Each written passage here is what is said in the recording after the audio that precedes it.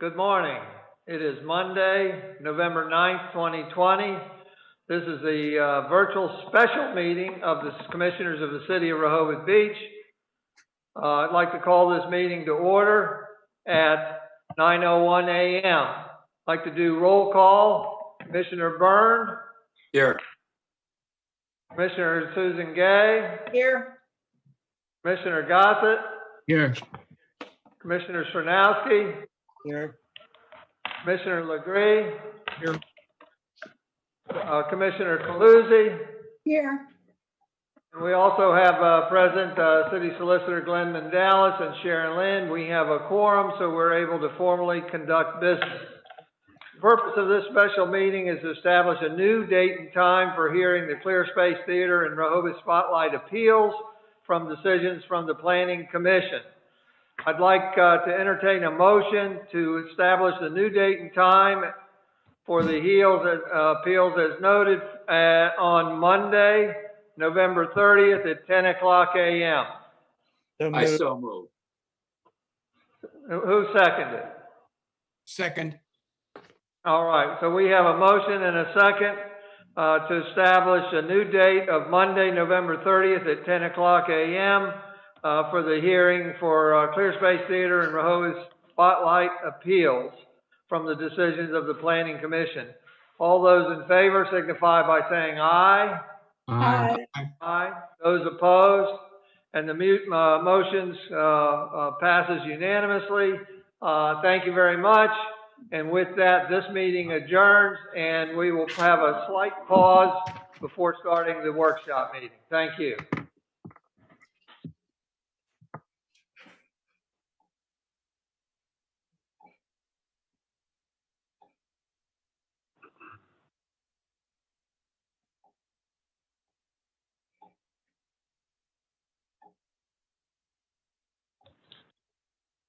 Good morning. It is Monday, November 9th, 2020. This is a virtual workshop meeting of the Commissioners of the City of Rehoboth Beach. I would like to call this meeting to order at 9:03 a.m. and conduct a roll call. We'll have the record show that all commissioners are present, and therefore we have a quorum and can formally conduct business, although this is a workshop and we're not going to vote on anything.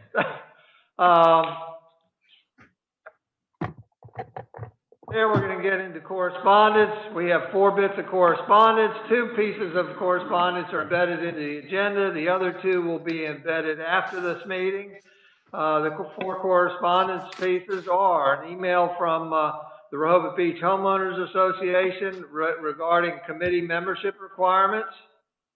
The second is a memorandum received from the chair of the Law Oversight Committee, Hoyte, about the committee's future. Number 3 is a letter from Jan Konesey referencing committee membership requirements. And number 4, correspondence is from Mike Strange, a member of the Planning Commission. I believe it's written on behalf of the Planning Commission, referencing the 5G wireless topic.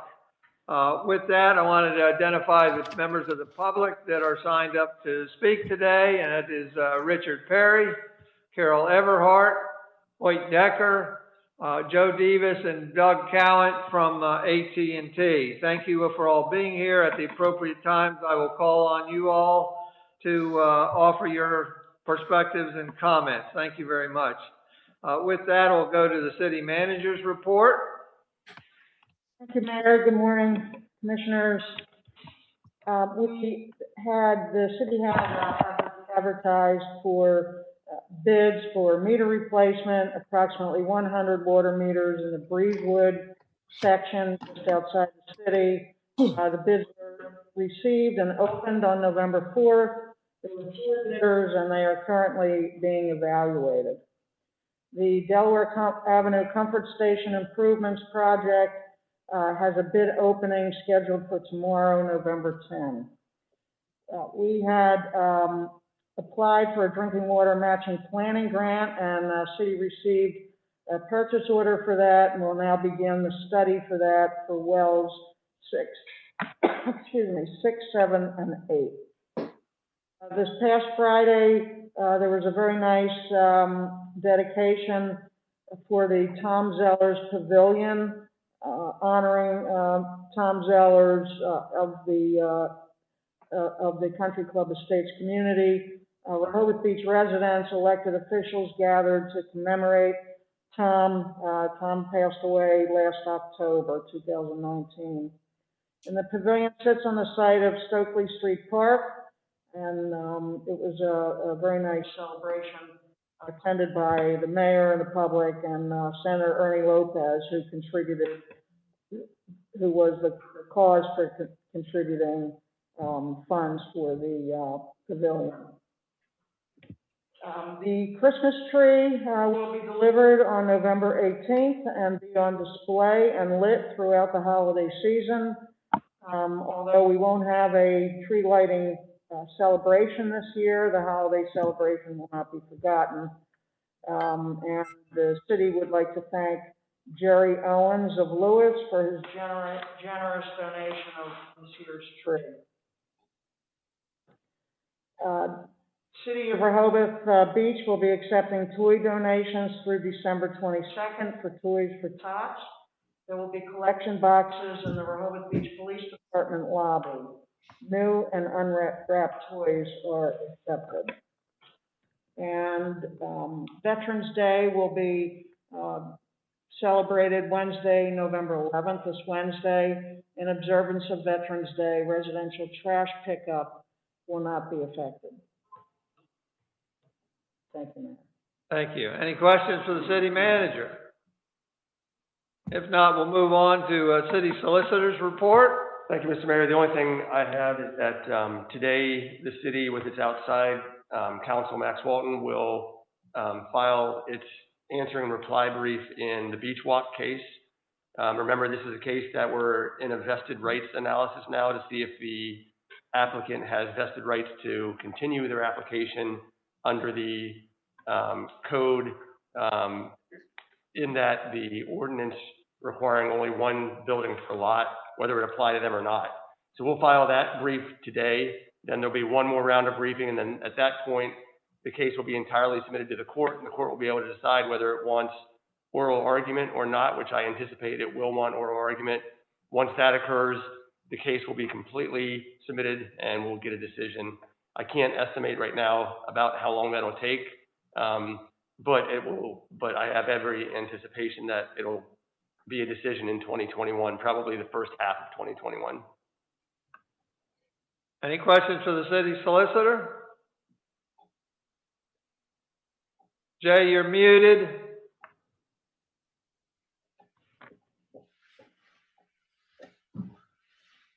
With the finding from the court, what would the next step for Beach Walk be?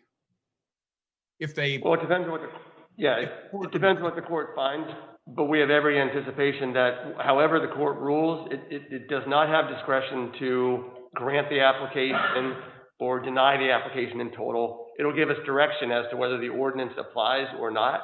And once that direction is given to us, my expectation is that the application then will come back before the Planning Commission to be evaluated under whatever standard the court says is the applicable standard. Thanks, Glenn. I think the meat of your answer was whether the ordinance applies or not, and that was what I wanted to know. Thank you. They will be deciding that. That's right. Thanks. Thank you. With that, we're going to move to old business. I would just like to make a note. As allowed in the agenda, we can take things out of sequence. I'm going to defer on item 6B. That's the gross floor area and the guardrail till the end of the meeting to allow building and licensing representatives to be here. They're not here this morning, and so that will be postponed to the end of the meeting to allow their participation. With that, we'll go to item 6A, discuss program for wireless communications facilities and possible amendments to section 270-46.1.2 of the zoning code relative to final recommendations being presented by the city manager and based on original recommendations by the Environment Committee, with feedback by the city's consultant, the Cohen Law Group, and with feedback from the wireless vendors. With that, I'll turn it over to City Manager Sharon Lynn. Thank you, Mayor. You'll recall, Commissioners, that the latest version of the City Manager's recommended actions dated October 15th were discussed at a prior meeting. We did take solicited comments from that, sent them around to both Verizon and AT&T and also the Environmental Committee. The responses were received. They were sent out to you, and Mr. Mandelis and I discussed these with outside counsel, Mike Roberts from the Cohen Group, and we did make a couple of revisions. Yes, specifically, if you don't mind, specifically, recommendation number 3 and recommendation number 4. Recommendation number 3, we added that the recertification be every 4 years, but not only just a standard every 4 years, but also whenever there's a modification to the facility or new equipment is implemented in that facility. So recertification every 4 years, but more frequently if there's a change to that particular wireless facility. Then in recommendation number 4, we originally had notice going to residents within 500 feet. In consultation with the Cohen Law Group, that is a somewhat excessive standard, and they felt as though 200 feet was more in line. They said most of the ordinance are adjacent property owners. We felt it needed to be a little bit more than that. So notice now would go to residents who are within 200 feet of the proposed facility, and that's consistent with our notice provision for Board of Adjustment applications. That's also a 200-foot notice requirement. So those are the couple changes that we made from the October 15 report. This new report now is dated November 6th. Thank you. Thank you. So, Mayor, I would ask and recommend that the Mayor and Commissioners ask any questions, discuss this, and hopefully put it on the next agenda to vote. All right, thank you. We'll entertain Commissioner questions and comments first before we go to the public. I would just like to start off real quick and say I'm generally fine with the city manager's recommendations that this is, at least the second iteration. The thing I want to reiterate, I've said before, and that's relative to notifying the members of the public within 200 feet. I don't disagree with that, but I want to make sure we all know and the public understands that while we will notice that, and if this is adopted and put it on the website, that there's no actions that the city can take if somebody complains and tries to stop the installation in their yard. That's my understanding. Is that true? Correct. That's correct, says the city manager. So what I'm afraid of is that are we setting ourselves up for angry calls from constituents when we can't do anything? So I would suggest that if we give this notice, that we somehow put a notice in there that says, this is just for your awareness, and the law stipulates that they are allowed to do this, and there's nothing we can do. Put it in nicer language than that, but that's my recommendation. With that, I will go to. Can I oh, yeah. one caveat to that, because I agree with what you said, except that if for some reason city staff misses something in an application and it's clearly in violation of our ordinance, there would be an opportunity here to stop it. But simply complaining over the possibility of excessive radio frequency emissions when there's a certification saying that they're compliant, that's the sort of thing that the city can't intervene. So in limited circumstances, there would be an ability for the city to do something. Very good. Thank you, Glenn. With that, we'll go to Commissioner Legree, Byrne, and Gossett. Legree? I agree. I'm wondering if we're just setting the city up for complaints and irritations and frustrations that we can do nothing about. And if we could handle it on a case-by-case basis and direct them to the correct notice and which is going to be there, doing this change to our ordinance seems to be make work or unnecessary. And the recertification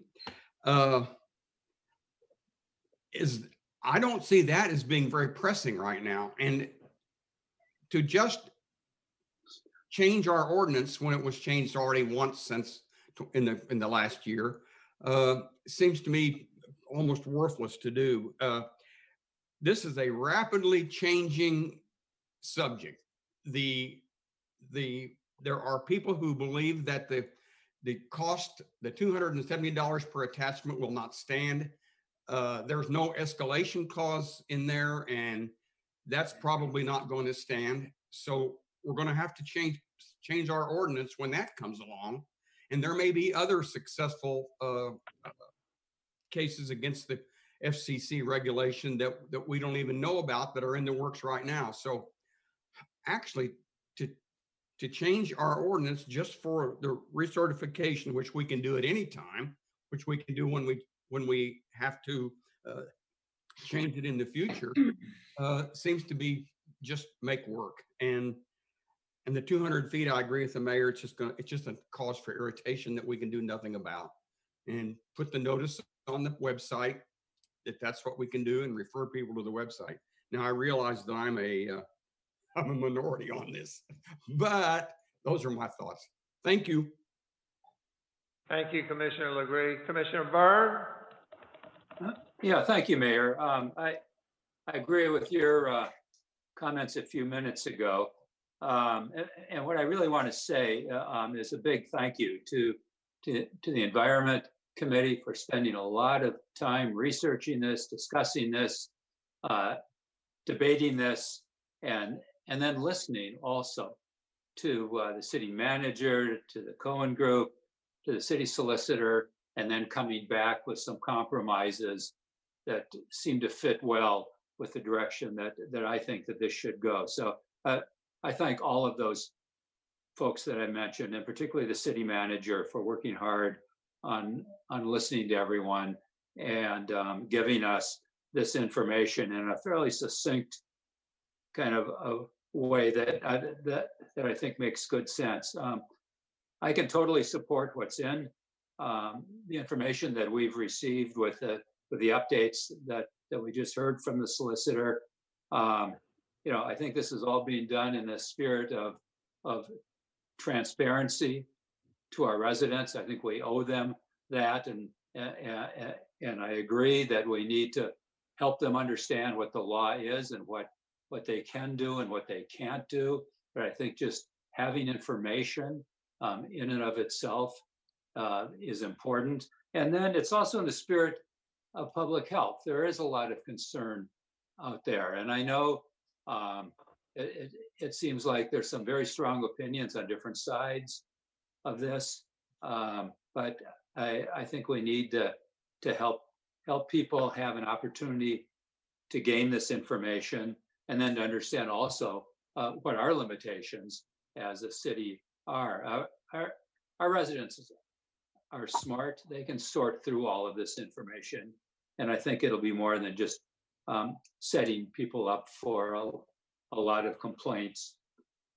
So I'm really pleased with the way that this has come together after a lot of discussion, a lot of hard work behind the scenes from the various groups, and then putting this out to us and to the public for comment. Thank you, Commissioner Byrne. Commissioner Gossett? Unmute yourself. Yes, also, thank you very much for the hard work that has gone into these recommendations and back and forth and considerations. I do have a concern on recommendation 4 and 5, as was mentioned by the mayor, just what is the cure? So I think that specific language should be developed to provide to our citizens what can be done or not done, if you will, with regards if there is a reaction to the filing of an application. So that specific language, I think, needs to be developed along those lines. And I also just question in recommendation number 4, we talk about proposed site within 5 days of applying. That seems to be a very short period of time to me. And following models within our own code, I would suggest we look at our demolition permit notification, which is 30 days. So to try to be consistent within our code of advisements, one code is 5 days, one code is 30.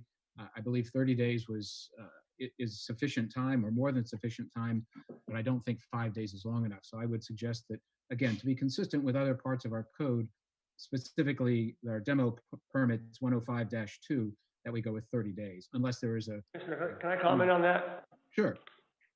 So the 5 days is a requirement that the posting be made within 5 days. So when the application comes in, the provider will be required to put a posting at the site within 5 days. So it could be up to a 30-day period that it's actually posted. So in the demolition, it's required to be posted for a period of 30 days. Here we're saying the sign has to go up within 5 days of making the application.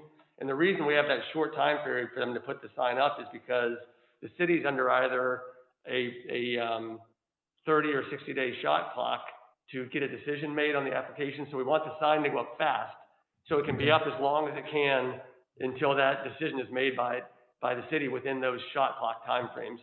So the demolition is a little bit different in that demolition, we require the sign remain on the site for 30 days before any demolition can occur. This one is saying, get your sign up very quickly because the city's under an obligation to make a decision on your application quickly. So that's the way it's supposed to work.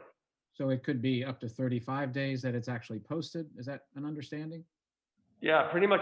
My understanding is it'll be posted until the city makes a decision on the application. That posting will remain at the location. And is that currently clear in our ordinance, or how do we establish that? No, so what will happen now, as I see it, is if the commissioners agree with these recommendations and want to move forward with them, then we'll go forward and prepare the ordinance that will, clearly state when the sign goes up and, those shot clocks and how that'll all work out. So this is just saying, here are the recommendations. Do you want to go forward with them? If the commissioners do want to go forward, then we'll put it in ordinance form for you to come back for your adoption. Okay, thank you. All right, Commissioner Gay? Yeah, thanks. First of all, I will always be on the side of wanting to notify the public. I understand if there's nothing they can do about it, that needs to be part of the communication. But I think notification is so that they aren't surprised if they care to look at it or look into the details is always a good thing. However, I agree with Commissioner Legree that this is a very fluid situation and that some of the elements of this ordinance we're looking at are things we wouldn't even be doing right away, such as the recertification.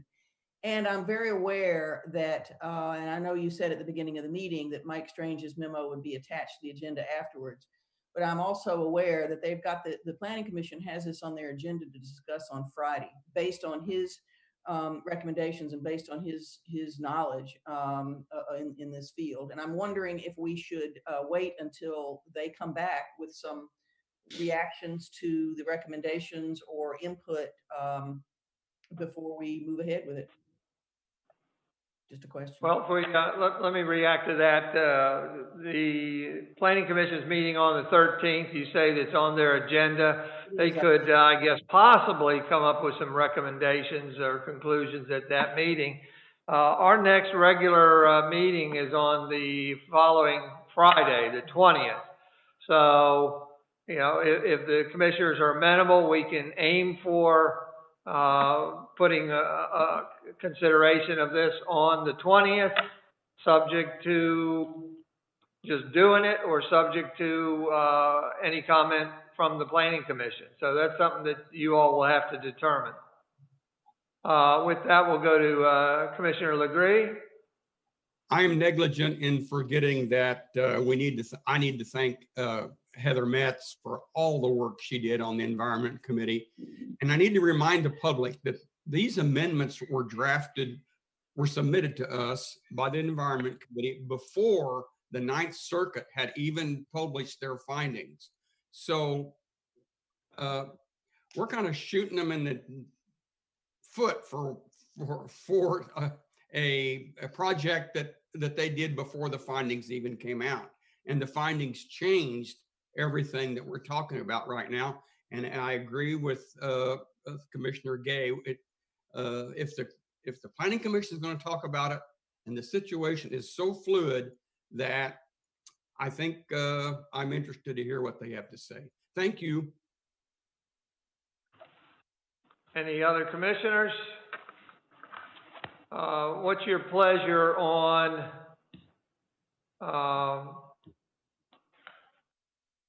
it looks like if we go forward, then what we should do is put all the city manager's recommendations or codify them, direct Glenn to do that, and then put it on a future voting meeting agenda, which would be welcome to do on the 20th. However, I need your feedback on whether we want to wait another month and to give the Planning Commission time to come up with their recommendations. Can I get some feedback, please? Yeah, Mayor, my thoughts are, if the Planning Commission has this on their agenda, and they're going to have, likely a very intelligent conversation on this and an informed conversation, we should take advantage of that. Let's be informed ourselves by some additional work from our community members, and then we go forward. Any disagreement? Well, then, based on that, then what I would suggest we do is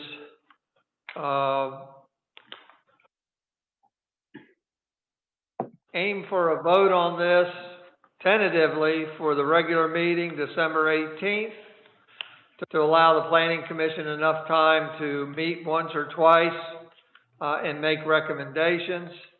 And depending upon what they do and when they get back to us, we'll actually determine the final date that we consider this, because there's potential for changes before we vote on it. Is there agreement to that? That's a good plan. Okay, well, I'm seeing a lot of nods and waves, so we'll go with that. We do have members of the public. Let's go to them and have them offer their comments. We'll start with Mr. Perry. Carol Everhart.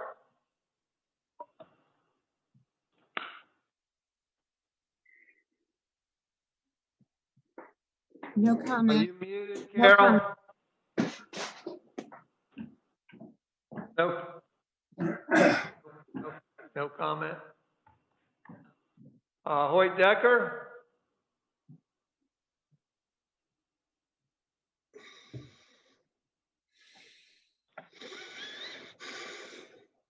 How about Joe Davis and Doug Cowan? I believe you're both from AT&T, gentlemen. Good morning, Mr. Mayor and Commissioners. Thank you again for allowing us to comment both in writing and today in the workshop. Do want to acknowledge the city manager and the city solicitor and for their work in kind of corralling many of these recommendations and being very thoughtful, as well as the discussion that has happened today. I would reiterate our comments about the recertification as being to a degree burdensome, because I say this, one, we have to, we're obligated under our FCC license to operate within specifications that the FCC has in place.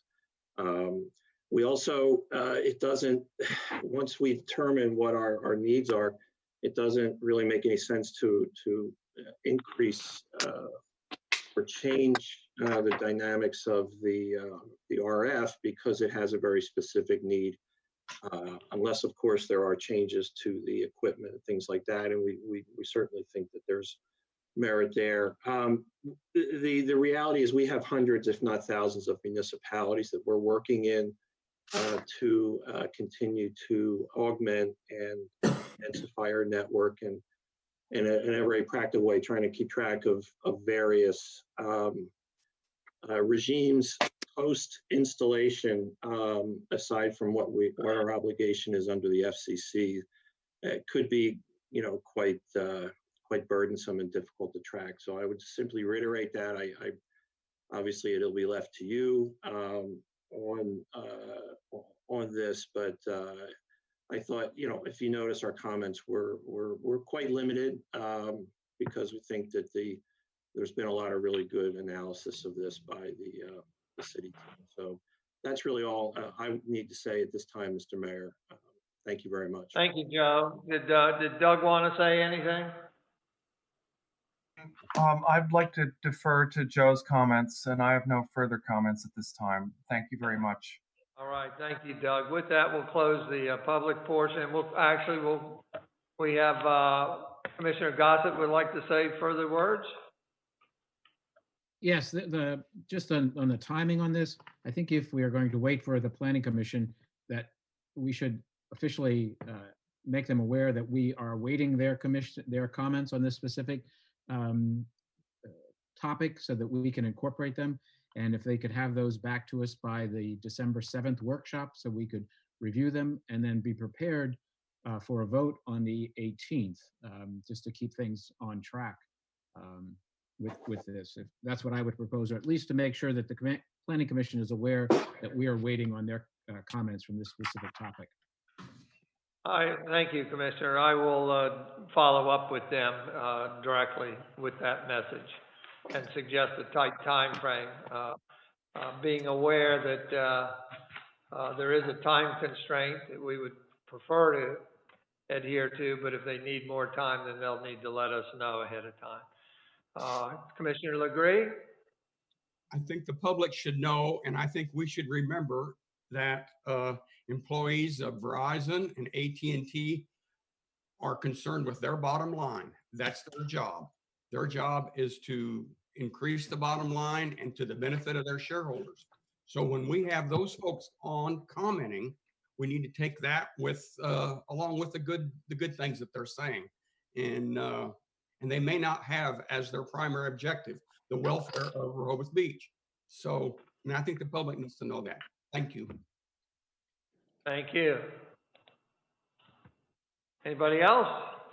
Yeah, Mayor, I would just emphasize what Commissioner Legree just stated. He said it very, very well, and I think it's important to remember that these large corporations will look at these situations quite differently than those of us that are charged with being concerned about quality of life and the welfare of our citizens.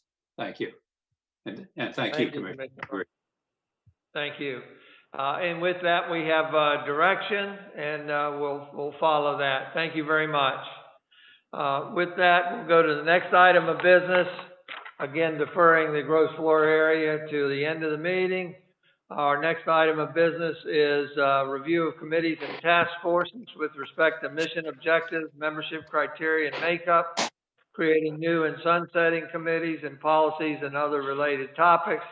The main focus in our initial conversation today will be on committee policies relative to committees. There was a support document embedded in your agenda that's available to the public online. It's dated November 6th. It's my second version of a mayor's draft policies for city committees. I of course, have some ideas and some requests for this policy, but I also have some other ideas that I wanted to offer to you all so that we could work out a consensus and develop a policy. This being mindful that there is a separate committee handbook and policy. However, I wanted to start separately with this. And then when we finalize this, we can incorporate it into the committee handbook with any changes that are required. Referring to my support document, one of my bullet points is that I would like an elected official, in other words, a commissioner, to chair each committee, and they can have a citizen co-chair if they desire. And I try to articulate what the responsibilities of the committee chair are, such as ensuring committee compliance with Freedom of Information Act, FOIA, including but not limited to developing agendas with sufficient and proper agenda language, ensuring timely submittal of agenda content, and when available, support documents to the city secretary for compliant posting of the agenda, conducting of meetings, and taking of and creation of meeting minutes. Also, the responsibilities of this committee chair would be to report committee activities to the mayor and commissioners, ensure committee membership completes annual FOIA and ethics training, and advisement of future potential agenda topics to the commissioners for their awareness and opportunity to comment. Those are things that I've pushed for years, and I would like to see facilitated in this policy. We can take these one at a time, or I can just go through them all. Committee membership is to each individual member, according to this policy, would have to complete annual FOIA and ethics training. I say program to be determined. That's because I've been made aware of the potential for online FOIA and ethics courses, or even written courses that we could develop ourselves to make it easier on our membership. But I personally believe that this is something that needs to be done on an annual basis for new members, as well as a reminder and refresher for repeat members. And then I've got, I'm putting forward to the commissioners, what is recommended formula for membership criteria? As you know, we've gotten 2 pieces of correspondence for this meeting referring to membership criteria that out-of-towners basically should not have a voting position on there, and that instead it should be in-town residents or property owners or business owners, etc. Somehow with a connection to Rehoboth Beach beyond being a visitor, that should be a criteria for membership. We've also talked about what is the formula for selecting members. Right now, it's the chair nominates with approval by the commissioners. I think that probably works best and is easiest. Let the chair go through them, the applicants, and pick out the best ones they think fit their committees, and then nominate those. Formula for number of members on a committee. I don't know if we want to set limits or not, whether we need to be strict on that or can leave it up to the chair. Obviously, an odd number of members is probably best. And I put a question in there: are task force treated the same as committees? And what is the applicability? I know that there's been questions about 1 or more committees that have out-of-towners, and the question is, because the committees get reviewed on an annual basis and reappointed on an annual basis, typically, is this the opportunity, if the policy changes, to update those committees with a new membership? And I'd like to open the floor to the commissioners.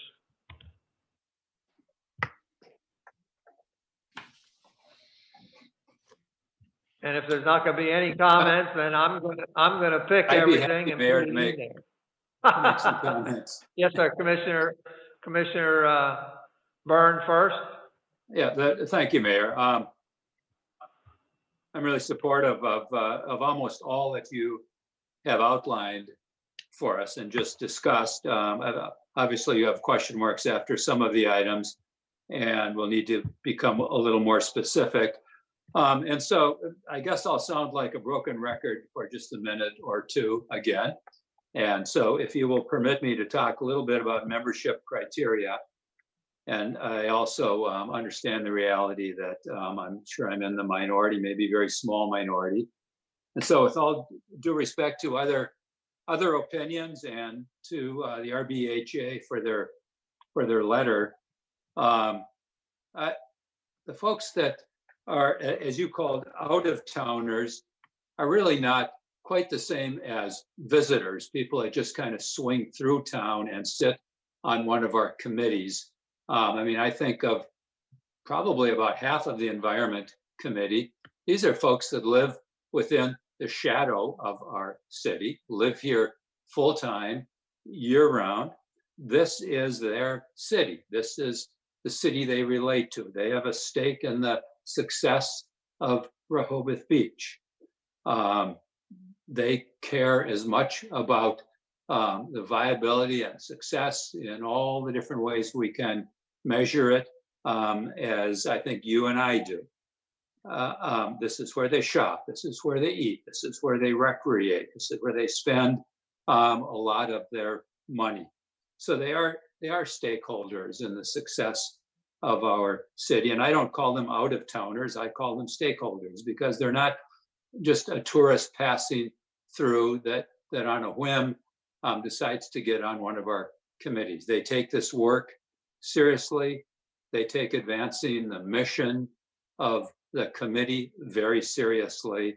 And it's not about devaluing the eligibility of eligible voters to be on a committee. I think it's really trying to increase the diversity on our committee. So, you know, I will continue to argue and believe that folks that are not eligible voters can serve a critically important role on our committee. And I know the vote isn't going to go that way. And so then I think, assuming it's not going to go that way, then, then I would argue about these folks that do live within the shadow of our city and have such a long-term interest in its success become non-voting members as opposed to just observers, that they can still play a key role in the discussion and the debate and would just not be voting within that committee structure. And again, these are not committees that are making legislation or making rules or ordinances. They simply make recommendations to us, to the Board of Commissioners and Mayor. So thank you again for your patience and for listening to my arguments on this. Thank you, Commissioner Byrne. Commissioner Legree? First, I would like to welcome Commissioner Byrne into the small minority club. And it's nice in here. I would like to, I agree with the I'll take that as a compliment, Jay. Thank you. Being in the same group with me may not be a compliment, but I agree with the FOIA training wholeheartedly. I am struggling personally with trying to do what is correct concerning FOIA with the members of my committee. And this is the first time I've been the chairman of the committee, and it's a struggle. And I totally agree with the FOIA training. Concerning the membership criteria, are we going to talk about the Law Oversight Committee and whether or not to sunset that as we go on, or is this the place to talk about that? Commissioner Legree, my intention is, especially since Hoyte's on the line, is to, yes, address his committee next after we get through the policies, and then open it up for discussion of any other committees and chairmanships. Okay, thanks, Mayor, because I believe that a task force and a committee are totally different and have different functions. And so I'll talk about that when we talk about the Law Oversight Committee. And the number of people, if you're a task force, 4 people, If you're a committee, it's 5. I've been on the audit committee for many years, and we only have 3, which means you cannot talk to another member of your committee because you are a quorum. And so 4 should be the minimum, and 5 is better for committees that vote. Yeah, and I'll wait now and make more comments when we get into the law oversight. Were you trying to articulate your position on formula for membership criteria in town versus out of town members? Yes, Mayor. If it's a task force, I think their primary objective is to get experts on that task force, be they in town or perhaps stakeholders. And I think we have enough voting stakeholders to make just about any committee. I mean, there's just tremendous talent out there, but there may be times like the Animal Issues Committee right now, which really needs folks who are not stakeholder. I mean, who are not voters. So I can understand that, but yeah, a task force and a committee would be different. I would put voters on a committee with a minimum number of 5 and maybe a ideal number of 7 or 9, if we're talking committee. If we're talking a task force like you remember the Architectural Review Committee was really a task force, and they had a number of people who were experts on there, and they needed those people. So if we're going to do task force, I'm very amenable to changes in numbers. Am I missing your point? I'm done. I think you're fine. By the way, I believe the Architectural Review Board Task Force had maybe as many as 17 members on there. My recollection was they all lived in town. Patrick, do you remember? It was the criteria, yes, because I was the one that designed the task force for the architectural review. And just to add my comments on that with regards to a task force, that is to be, my thoughts are, it is to be designed with a specific charge developed by the mayor and commissioners, given a specific time limit to come back with an answer and addressing that charge with a resolution to how to address it. And it is made up then of not individuals from their location, but on their expertise, such as with the task force, architectural task force, there were realtors, there were builders, there were developers, there were residents. Those special skill sets were brought to a task force, not where you lived or necessarily who you represented in that case. So I think that's how to define the difference between a committee and a task force. And that's the way I would prefer that we would go forward with that. With regards to number of members on a committee, I would say that it should certainly be an odd number with a minimum of 5, a maximum of 13, just for control. Beyond 13, it gets a little too many opinions, if you will, in that regards. I do agree with the formula for selecting members. The chair should nominate and the approval by the commissioners.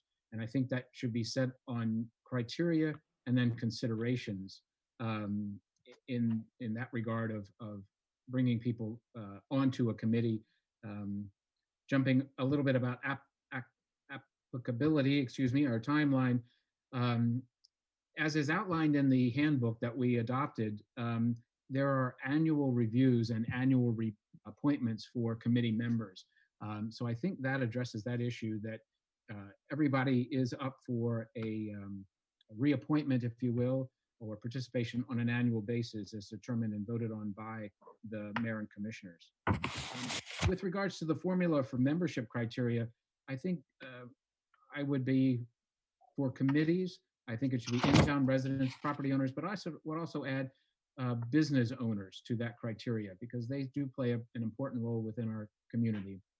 And as I said, I think the task force could also then, any task force charged by the mayor and commissioners could include anyone from any region, any expertise or skill set that be brought into that.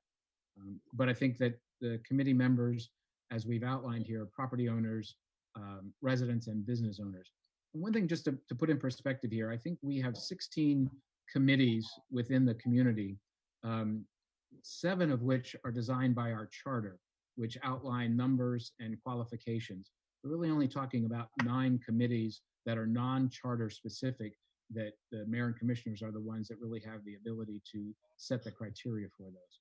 So I don't, it's not looking at the entire set of 16 committees, but really only addressing 9, except for, as Commissioner Legree mentioned, the audit committee, which again is a charter in the charter, which specifically states 3 members and their criteria for membership. So I think we need to look at these separately, to be honest with you, if we're going to address Planning Commission, Board of Adjustments, Parks and Shade Tree, the audit, Board of Elections, elections officials, personnel, those ones are outlined in the charter, and that's a little more specific, and it takes a couple more steps to go through to make any changes to those. Well, Thank you. my personal preference is to leave any of those in the charter alone for now. I would let's see, agree we with have, that. I just want to make sure that we're clear at what we're speaking of. Correct. Thank you, Commissioner. Commissioner Sernowski, Calusi, and Gay. Thank you, Mayor. I generally agree with everything you've outlined in the memo and what's been said here. I do want to echo Commissioner Gossett's mentioned in-town business owners. I think that's very important.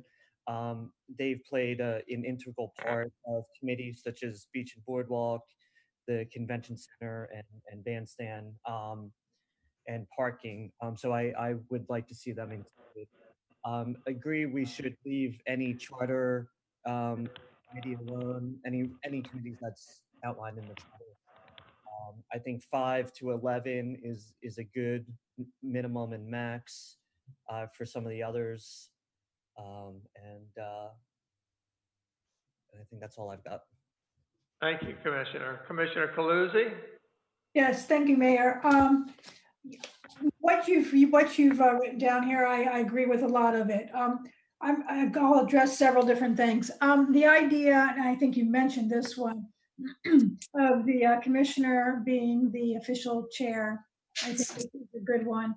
But instead of a co-chair, I would say we would have a vice chair. Maybe you don't see too much difference in those. I kind of do. I think the vice chair is taking some direction from the chair, so I think that's important. As far as the membership, I agree the number should be always odd. Between 5 and 11, I think that Commissioner Sosnowski had mentioned that. And I also agree with what Commissioner Gossett had said about business owners having being voting members as well. And in fact, I think we should try to look at, much like what we do with some of our other committees, in fact, the commission, of the number of perhaps minimum or maximum number of business owners that could be a member of a particular committee. The Commissioner Byrne mentioned some, I think, important things, and that's the animal. I think the Animal Issues Committee is just a really good example of this. That the people who are stakeholders, their experience, I think we count on what they know for certain things. I certainly I disagree with the idea of having observers. We definitely want to have members. Should they be voting members? I don't know. Maybe we need to take this one on by committee by committee. Perhaps having voting members on the Animal Issues Committee who are people outside of town makes sense, but maybe on the a tree committee or a different boardwalk committee, maybe it doesn't. I don't know. We might want to address those separately. As far as a task force, I think those are important. I think that the chair of a particular committee would bring that to the commissioners in terms of the idea of having a task force and having that approval. And then I think it was Commissioner Gossett who mentioned there should be something very specific in terms of the task that they are to perform, with timeline involved as well. Let's see. I also agree chair should nominate members. And I think that's pretty much it. Thank you. Thank you, Commissioner. Commissioner Gay? Hi, thanks. Thanks, Mayor. First of all, let me just back up and kind of reiterate some rationale. I'm the one who brought the criteria forward last year, and I just want to emphasize that it was certainly not intended at the time to limit involvement. If anything, it was meant to increase involvement, and let me explain why. It seemed apparent last year that by omitting our own citizens from committees, that we were in fact limiting the involvement of our own, the biggest stakeholders, which is our own taxpayers. And I certainly did not intend for people who have an interest in a committee's work or who want to attend from outside the city participating, speaking in it, if they have special expertise, even, doing a presentation when that topic comes up or any such thing as that. But at the same time, needing to make sure that our core membership stays within, the city taxpayer base. So in that sense, I see it as expanding the situation more than what we have now. In addition to that, just to sort of explain how it breaks down in terms of how one from outside the city, can contribute, there are a myriad of ways. I mean, when you look at the Rehoboth and Bloom, my understanding is that most of the members who are attending our plants are from outside the city, and thanks to all of them, and more power to them. I think it's wonderful that they take such an interest in our city. Half of the Save Our Lakes board lives outside the city. RBHA actually has an associate membership for people outside. I don't think there are very many people who take advantage of it, but that is a possibility. I'm sure that many of Camp Rehoboth's board members and contributors live outside the city. And my point is that these community organizations, so strong in our city, do so much. And that's a great place for people to get involved. The difference is that the committees, even if they may not be making policy, because we do that, they are still part of our municipal government. That's the difference. And, to me, this is Civics 101. No place in the country, Philadelphia may be a city that I considered my city when I lived in the suburbs, and yet I could not serve on a Philadelphia committee. So people that live outside Washington, D.C. can't serve on Washington, even though it's their city. So it just goes with the whole municipal government, function, really. And I also do believe that people with special expertise should come on and contribute as needed, and especially in task forces, as I think Commissioner Legree mentioned. But beyond that, I do agree about the chairs nominating. I think they're in the best position to do that. The size of committees, yes, I think 5 should be a minimum. At the maximum is, I think 11 or 13, some number like that is probably good. The only thing we haven't really talked about is term limits, and this might be something that wouldn't be a strict policy, but would be a recommendation, that just so that you can have new blood in, whether we limit people to 3 one-year terms, because all the committees are one-year terms, is my understanding. So whether we say, it'd be preferable, give the chairs, a guideline, it's preferable when they're selecting members to look at bringing in new blood, so that it's not always the same people every year. But that's all I have. Thank you. Anybody else? Well, I'd like to share my perspective with you. If you recall, I was chair of the Beach and Boardwalk Committee, and I was a citizen at that time, appointed by former Mayor Coons to chair that committee. And if you recall, at that time, he left it up to the chairs to interview and nominate candidates. And I got a lot of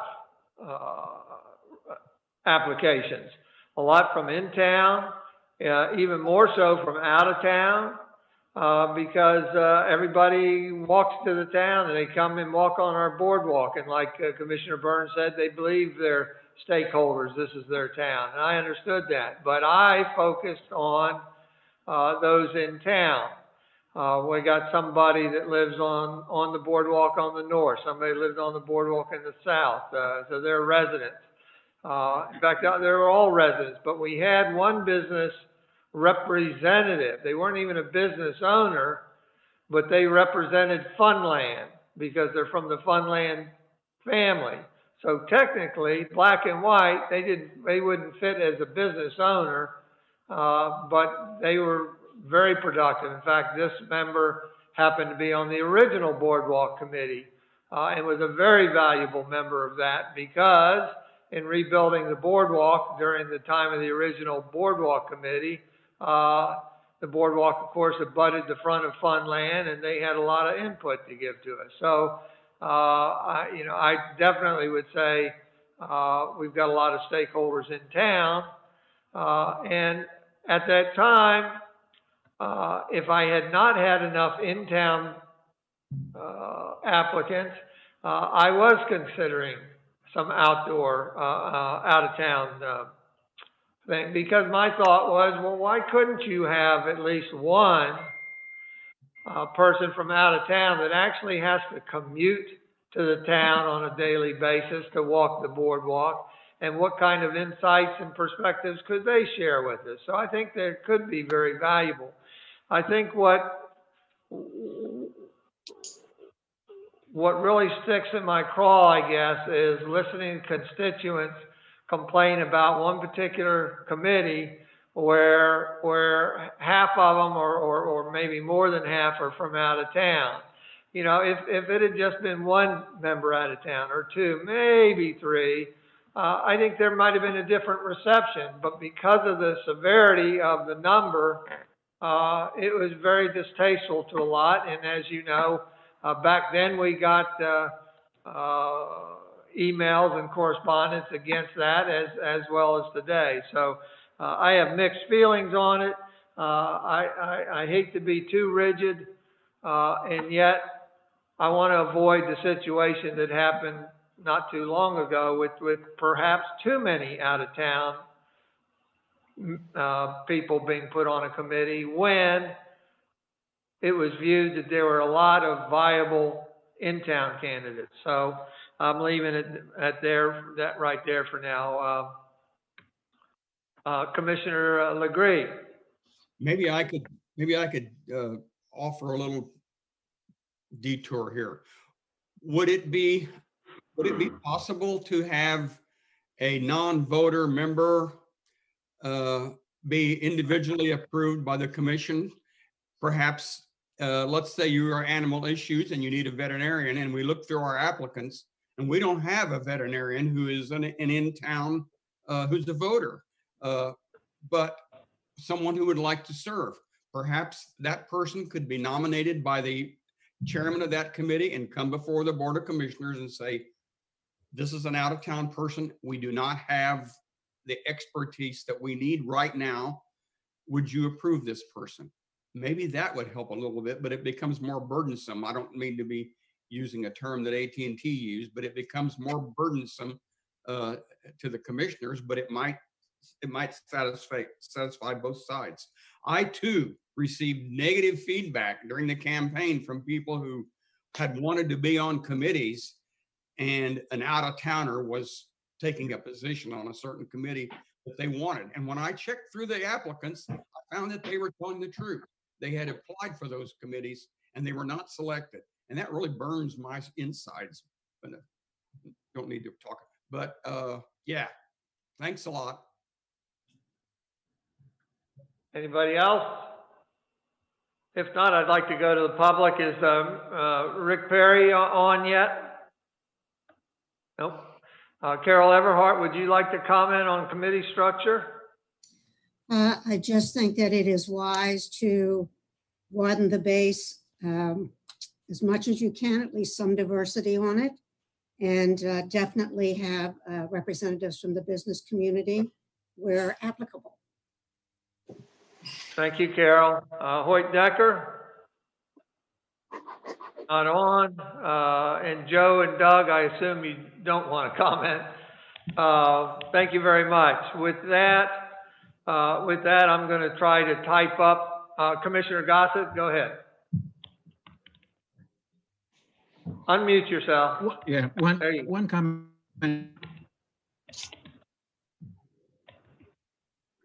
Maximum number of each individual committee, Patrick, and say we come Patrick, up start. with 11 as maximum. Yes. Patrick, Oh, start sorry. over again. Yes.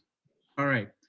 I think if we are determining in town versus out of town participants on a committee, that if we first establish the criteria of the size of the committee, say 11 is maximum, that if we extinguish all applicants from in the city, that to fulfill those full number on the committee, then if we are unable to fulfill it there, then we can turn to an out of town person at some point for their specific skill set, whether it be a veterinarian or something of that nature. But I think that the committee should initially be completely filled from applications from city residents, property owners, and as Commissioner Konesey said, also business owners with regards to a minimum number or appropriate number depending on the committee. And I think the business owner, to address the issue, Mayor, that you had mentioned, could be a business owner representative if it's not the actual owner of the business itself. But I think it's we need to go, start to establish the minimum and maximum numbers for committees, and then determine qualified membership.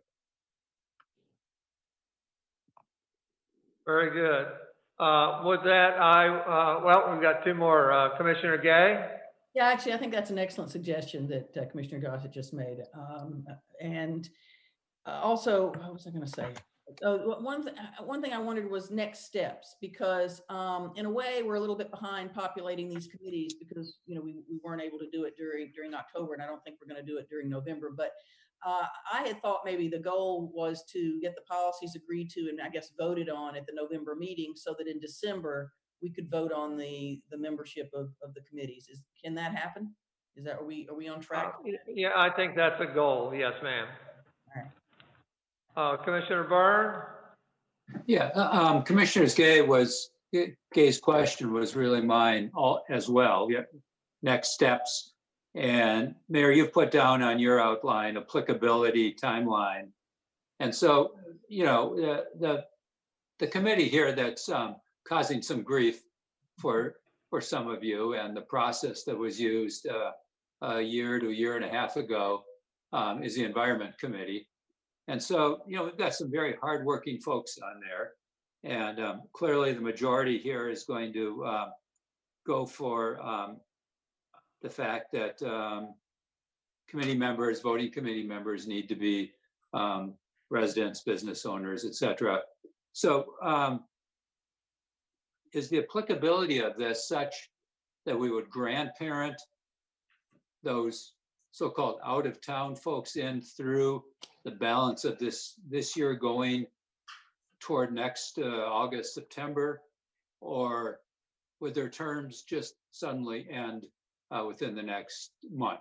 And I say that because these are people that are in the midst of working on things, and I'd hate to see that just suddenly taken away without saying, okay, well, you are on a term certain. We've adopted this new rule, and you will not be a voting member come next September 1st or whatever that, or October 1, whatever that timeline is. So I think it's an important question, because these are people that are genuinely working hard on behalf of the city and are very sincere about what they're doing. Thank you. Thank you. Thank you. Commissioner Konesey? Yes, thank you, Mayor. I agree with Commissioner Byrne. I think the current members should be able to finish out their term. They are in the middle of working on a variety of things and working hard. So it seems to me we would allow that, and then also give opportunity to people, once we pass the legislation, that they will, or the policy, I should say, that they will have an opportunity to think about what committee they might want to be on. So I agree. Thank you. Thank you. Commissioner Legree? I agree with Commissioner Byrne. Thank you. Very good. Thank you. My recollection is that, that committee has 2 members that have withdrawn. I don't, so there's 2 vacancies to fill. I don't recall, Dick, maybe you do, whether they were in-town resident members or out of town. Do you recall? One is in town and one is out of town, if I recall correctly. So, Yeah, they were just not showing up to meetings, and so they didn't respond to your inquiry, a couple of months ago, and so we just determined if they're not going to respond, we're not going to chase them, and they've made a decision. But they were not showing up and participating in meetings. well, my point is that with one in-town and one out-of-town member seat to be replaced, then if both were replaced with in-town members, then that would start to skew membership to more what some of us like. Commissioner Sernowski? Yeah, Mayor, I would just make a suggestion. I think, for example, when you were chair of the Beach and Boardwalk Committee, Mayor, you identified the type of makeup of committee members that you wanted. A business owner on the south and north end, a resident on the north and south end, etc. So I would say that we always we give priority to resident, voting members of our community, but each committee identifies what they think the makeup of the committee should be. Type is, you may want a veterinarian on the animals issues committee, so that may be one of the criteria. And if we have one that lives in town, great. But if we don't, then we go with someone that's out of town. Similar in the environmental committee, there may be a handful of different areas of expertise you want to see on that committee, and the priority goes to someone that lives in town. But if not, then you go and fill it with someone that's out of town that has that specific expertise. So I just think generally that's, if you first identify the makeup of the committee that you want, and then you try to fill it, obviously with priority to in-town residents, but if not, then you look elsewhere. Thank you, Commissioner. Commissioner Gay? Actually, a good point was raised on attendance. I can't remember if there's anything in the current committee manual or not that addresses that if you miss, say 3 meetings in a row or something, that you have to forfeit your membership on. I can't remember if that's addressed but perhaps we should address that because I think that's important that people do it. Also, I guess I'm a little confused about this whole thing of serving out the term, because everybody, this is true in all committees right now, everybody's already passed their expiration date, So the term, if the term we're defining goes till next summer, then we've just extended everybody's term. I didn't know that was the case. I thought we were reappointing in December, recognizing that we're a couple months late in doing that, but understandably because of the transition. At any rate, I was not aware that the term had been extended for anybody. Thank you, Commissioner. Commissioner Calusi? Mayor, I thought actually that you reappointed some folks and also appointed some new people for some of the committees. So perhaps it's not all committees, but it seems to me that we should, as I say, I think it's going to benefit us in the long run to give the residents and property owners and business owners more time to understand that they could put together their application to apply to these committees. I also think that Commissioner Sernowski made a good point in that thinking about what the committee means and who could really contribute, and trying to think about the types or the people with different types of expertise you might want on a specific committee makes sense. So I think that that's something that we should think about, that we might end up having like, and I mentioned this earlier, some specific committees could make some sense to have voting members that are stakeholders in the shadow of the town. Thank you. Thank you. Commissioner LeGree? My committee they were all asked if they wanted to remain, and no one was notified that they could not remain on the committee. So I kind of think everybody on every committee kind of assumes that they're going on for this next year. So I would just reaffirm that I agreed with Commissioner Byrne. Commissioner, I'm not sure I agree with that. I don't remember the content of my letter that went out soliciting responses from members that wanted to retain membership. But my recollection is that I indicated that just because you wanted to retain membership didn't mean that it would happen. So I think they were given warning. So. Oh, okay. I accept that. I didn't see your letter. I did attend the Environment Committee meeting when that announcement was made, and that assumption was allowed to go forward, that they would, if they wanted to remain on the committee, they needed to say so. And yeah, thank you a lot. Well, that's true. If they wanted to remain on the committee, then they needed to tell me, but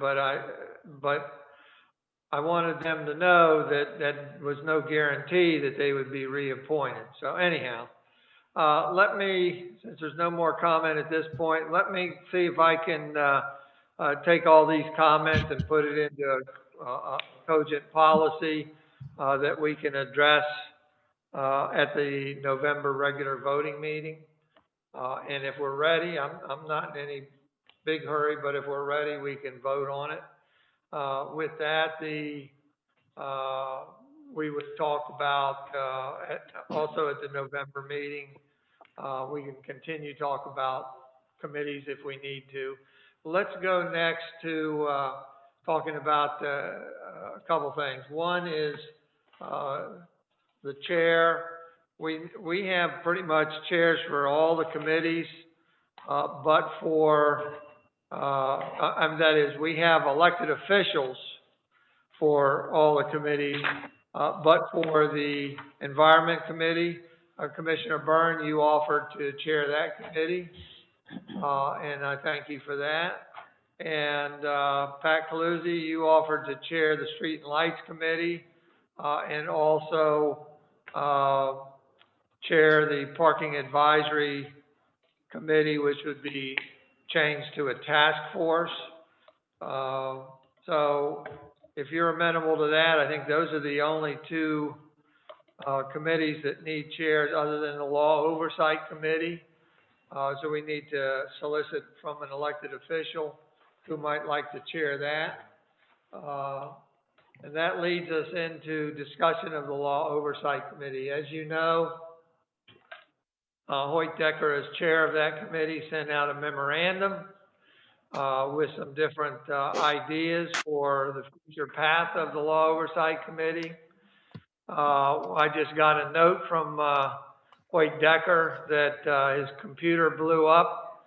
I said, so he will be unable to participate unless he calls in by phone.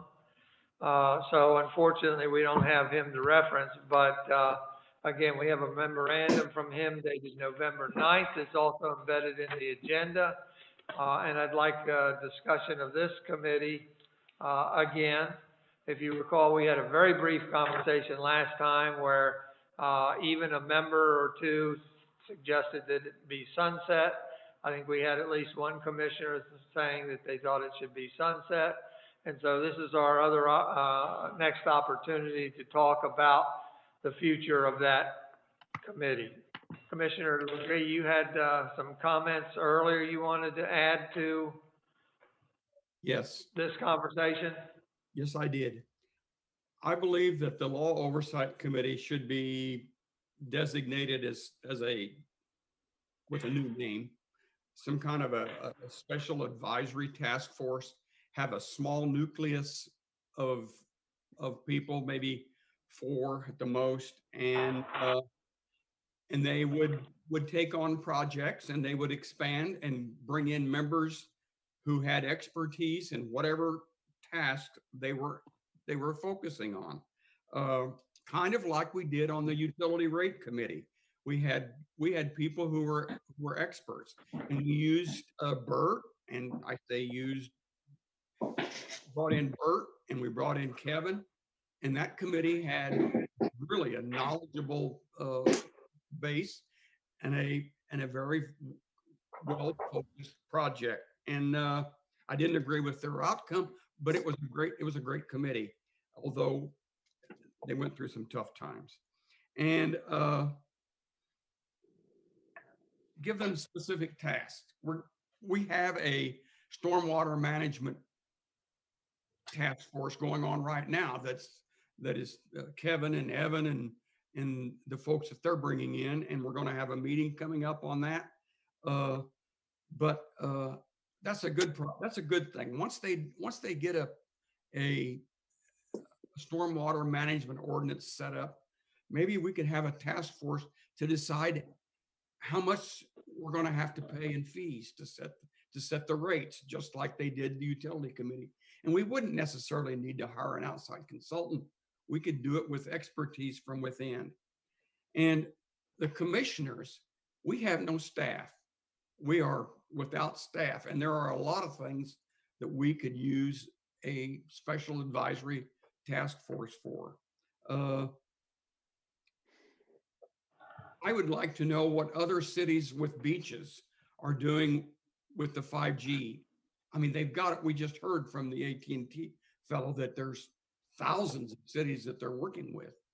What are these other cities doing like we're doing? How are they dealing with the wireless companies? How do we control our right-of-way? I have looked through our ordinances and I can find nothing about how we control our rights of way.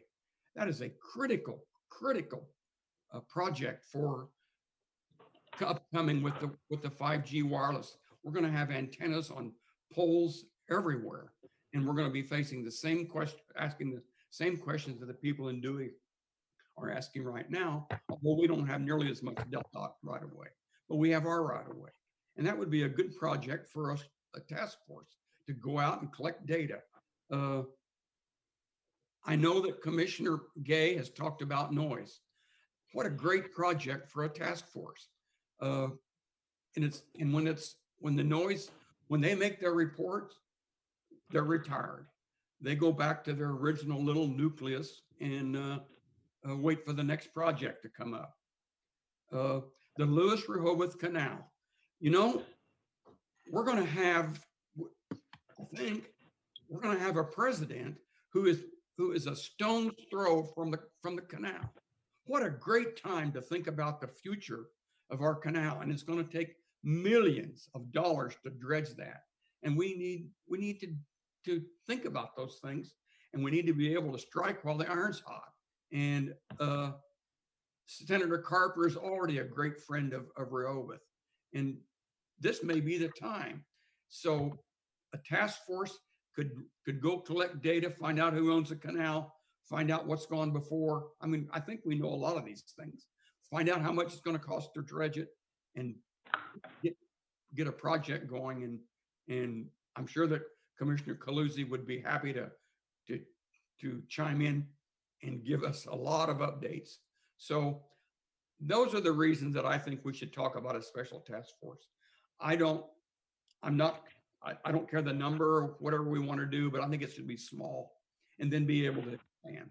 And we can decide later on who should populate the committees and how that should be chosen.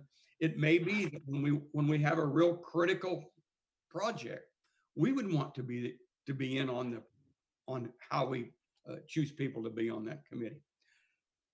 Thanks, Mayor. Thank you, Jay. Commissioner Konesey? Thank you, Mayor. I think Commissioner Legree brought up some really interesting points. I'm looking at the current Law Oversight Committee, and I think that, you know, what their mission was initially is really not what I think their mission should be going forward. And perhaps we should sunset that committee and look at, maybe call it the mayor's task force on X. And it could be, for example, like the Commissioner Legree brought up the idea of, maybe we should look at the importance of dredging the canal. So we as a group come up with the mayor's task force on canal improvement or something like that. So I'm looking at these as task force that come up when there's a majority of commissioners feels that there's something that we want to take on, as opposed to one particular committee that has certain members who may not always have the right experience to undertake a project that we all agree need to take on. So I do like that idea that he brought up, but as it stands, I think we've been talking about this before. We are, I believe, looking to someone outside of professionals to rewrite our code. And so I think that that's a whole different scenario, and that's different from what Commissioner Legree was talking about, and which I agree on. Thank you, Pat. Commissioner Gay?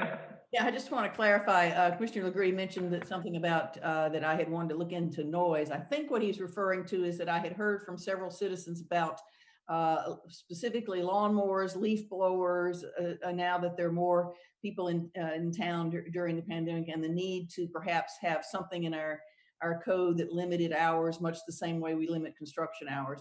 It was very specific to those issues that at least from what I heard from citizens. So I just wanted to clarify that I wasn't looking at noise generally, but these requests that had come from the public on lawn equipment noise.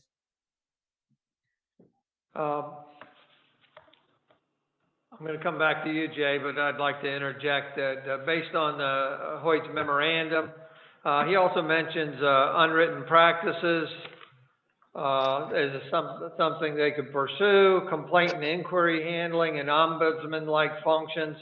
I don't particularly have any interest in them continuing with those processes. I am interested in setting them up perhaps as a small task force to receive topics from the commissioners directly, such as Susan Gay's noise topic. And with that, I would suggest that perhaps we sunset this committee and restart. First of all, we're going to need a commissioner to chair it. So if we fail that, then it sunsets permanently. But if we can find somebody to chair it, then have them help to work on a mission statement for that task force and further criteria for membership. Commissioner Legree? Yes, Commissioner Gay is correct. We talked about revising 270-38. She's precisely correct. And we talked leaf blowers, and we have both had anecdotal comments to make, and yes, that's correct. Concerning your suggestions about the Law Oversight Committee, I agree totally. There are topics that we should not even think about getting into, and personally, answering complaints is not one of those topics that I would be comfortable with. Nor would I be comfortable with being with the task force serving in some kind of an ombudsman role. Just specifically the types of tasks that I talked about a minute ago. And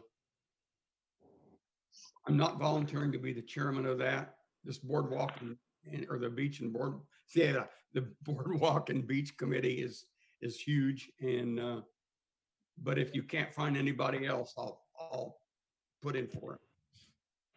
Thank you. Thank you. Thank you. Commissioner Gossett?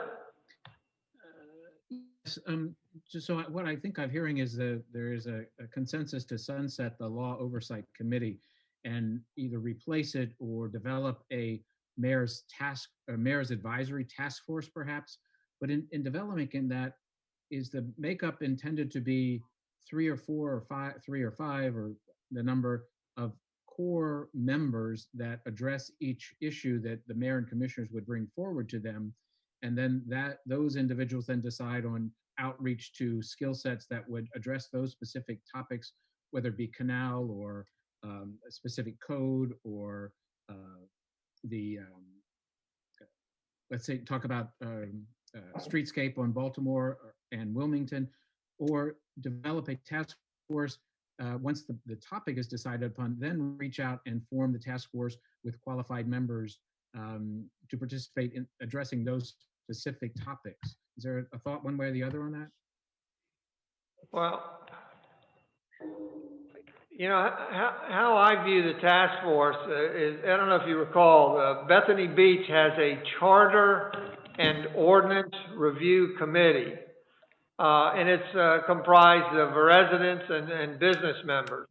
And when a ordinance is proposed, not all, but when some ordinances are proposed by council, they send them over to this charter and ordinance review committee. These are specific to looking at proposed laws, not tasks like Wilmington and Baltimore, not like the canal, but laws. And so that's where we would need to clarify this. I'm seeking a small task force to address laws that can reach out to the citizenry and try to garner different perspectives and then bring us back different options for recommendations of what can be done to address the task that has been assigned by the commissioners. I don't see it as expanding them into Wilmington, Baltimore, the canal, or any of these other things. I think that if you're going that direction to seek to dredge the canal, then form a separate task force at that time specific to that.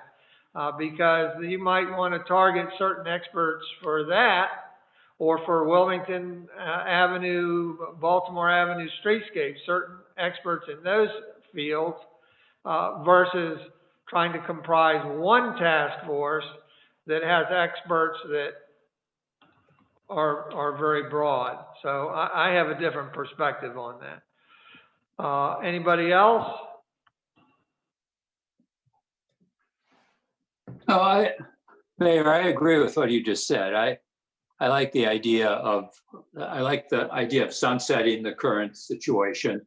And with all due respect to all the great work that they've done, and they've worked hard, and they've given us some information that I think can be helpful and useful going forward.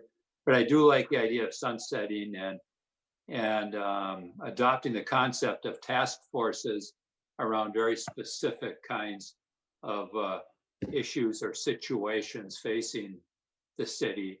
And I would see those task forces separate on each item, that they would come together with the kind of expertise needed to work on that situation. And when their advisory work is done and the next topic comes up, then a new task force is named pertinent and relevant to that topic. Thank you. I think if everybody is in agreement, we're going to go that route. All right, thank you very much. I'm going to go through the committees real quick. If anybody has a comment on a committee, change in a mission statement or anything, now's your time. Animal Issues Committee? No, there's no change from all of the written data that everyone received back some weeks ago. And you know, the Animal Issues Committee was cited in discussions just a little while ago, several times. And there is one member who lives out of the city, Ray Bryant. He's been invaluable because he's a certified volunteer with Tri-State Bird Rescue. And that group has been invaluable to our city because of the large bird population and the large waterfowl population, both freshwater, waterfowl, and ocean. And so he brings, as a volunteer with that group, a really genuine interest in what's going on in the city. And he's not somebody that you could just kind of bring in from time to time. He's been very, very helpful ongoing. He keeps our the information and data on our website up to date. He's the person that the lifeguards and the police call upon when they find an injured bird, whether it's on the street or it's on the beach. And so I don't know if this is what you're asking for, Mayor, but that sort of person on this committee cannot be found in our city. Yes, we've got thousands of people in our city that love birds and they want them to be healthy and abundant and so on, but we don't have a certified volunteer with Tri-State Bird Rescue, which is a statewide, renowned, respected rescue group. So everything you have in front of you is up to date. Thank you. Thank you very much. I'm just allowing comment. I'm not looking for any particular report or anything. Okay. Whatever you care to share. Thank you. Whatever the chair cares to share, plus any comments from any commissioners. I think we can go through them real quick. Patrick, you're chair of the Bandstand Convention Hall Special Events Committee. Does anybody have any comments on this committee? If not, I'm going to host go ahead. I'm going to host a committee meeting soon. I wanted to get through this agenda item first to see if there was specific direction given, but then I will host a Bandstand Boardwalk Special Event Committee in the near future. All right, thank you. Boardwalk and Beach Committee, are there any comments on this group? No, but I am going to comment a little bit later. We have changed our meeting date, so we'll have met twice before the next regular meeting, and we're having a meeting on Monday, and I want to get some. You want to wait? You want to wait until your update back, and that's why I'm waiting. Thank you, thank you. Budget and Finance Committee, I had suggested that we sunset it. Has anybody, Glenn or anybody, found a reason to keep it? And Womack again notified me that we have either not met in a long time or never met as a Budget and Finance Committee. We always meet as the Board of Commissioners for the purpose of talking about the budget. Is there any reason to keep it? Not that I'm aware of. No. If there's no objection, then I'll double check, but whether there's any reason to keep it, but otherwise we'll sunset that and save a few megabytes on our computer. Election officials, Environment Committee, we've kind of talked about that. Law Oversight Committee we've talked about. That needs two members and it needs a chair. Mayor's Advisory Committee on Trees, Susan, your chair. Any comments from anybody? Well, I just want to sort of remind you that at the meeting last month that I proposed to changing the name to Trees and Green Infrastructure, and I didn't get any pushback on it, so I'm hoping that can go forward. I also at the time figured that would be voted on when we're voting on other aspects of committees. So I'm eager to get it done, but I'm thinking that would be at the next voting meeting to vote on that. Most likely, yeah. As well as the next group of members, which will be some the same as now, but there are other applications and I'd like to take a look at them. So we might have some. Very good. Very good. Thank you. We got Streets and Transportation Committee. Pat, you agreed to chair that. Thank you very much. And then you suggested that the Parking Advisory Committee be a task force, which I think is a great idea, that it's energized at a time when we have parking issues in front of us. Perhaps you can, I don't want to put you on the spot now, but bring back to me a formula, or to the commission formula, on how to deal with two committees at the same time, because you've got two sets of members that are kind of expertise in their separate committees. But so I wouldn't think you would just toss out members of one committee and deal with it that way. So if you would give that some thought. Personnel Committee is taken care of. I think that's it. Is there any other comment from the commissioners on committees? Commissioner Legree. Yes, sir. I think I need to say that when you have a committee that's composed of 7 or 9 or 11 or whatever, hardworking people, it's really hard to tell somebody that they got to go. And that's a difficult decision. So we need to keep that in mind going forward. It's just hard, really hard. Very good. Thank you. Thank you. With that, we'll move forward to the next topic. Thank you very much. No, we're going to go to the public comment. Is Rick Perry still off? Carol Everhart, any comments on committees? No, Mayor, no comment. All right, thank you, Carol. Is Hoyte Decker back on? Nope. And Joe and Doug from AT&T, I assume, have no desire to input on this. With that, we're going to go to new business. Jay, update. Mayor, excuse me, I'm Yes. sorry. Mr. Jonas is here if you wanted to skip back to, Do you want to do that next? he's ready, so we can. Yeah, they're in the conference room ready. I can go with. Okay, yeah, if you want to get him now. I'm sorry, our next item of business will still be old business. Discuss the development of a draft ordinance amending chapter 270 zoning of the city code specific to adding a new definition of guardrail in section 270-4. The definitions to clarify what areas are to be included and excluded from gross floor area. This topic may include discussion of other zoning code sections, including section 270-21, and including commercial zones relating to floor area ratio. I would like to make a note that I inserted in there reference to the ability to talk about commercial zones, but I don't think they will be a focus of this discussion, instead for a future discussion. How I would like to approach this, as you know, this has been going on for many, many months.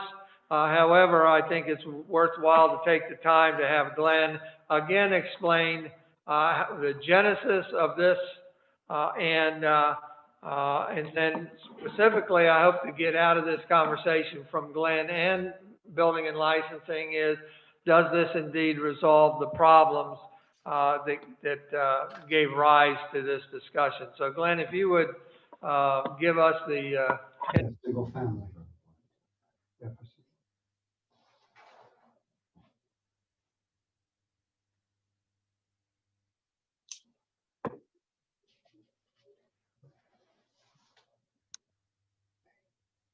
And guardrails could be changed to car.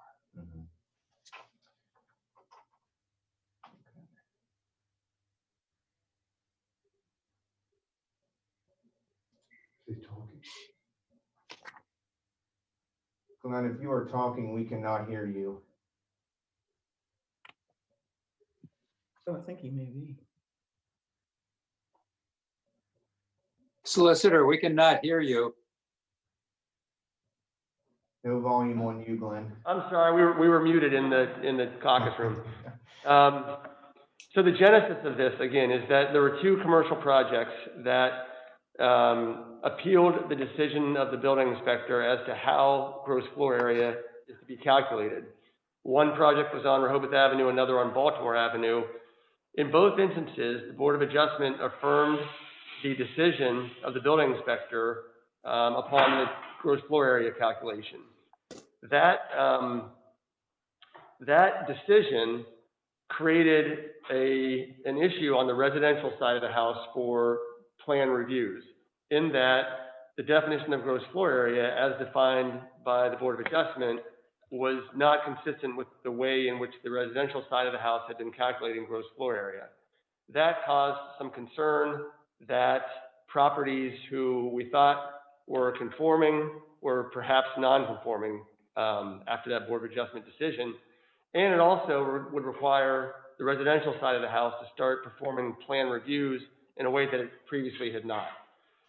So we set out on a mission with the commissioners to make sure that gross floor area was being calculated in a way that you thought it should be calculated in the way that you intended it for it to be calculated under the legislation.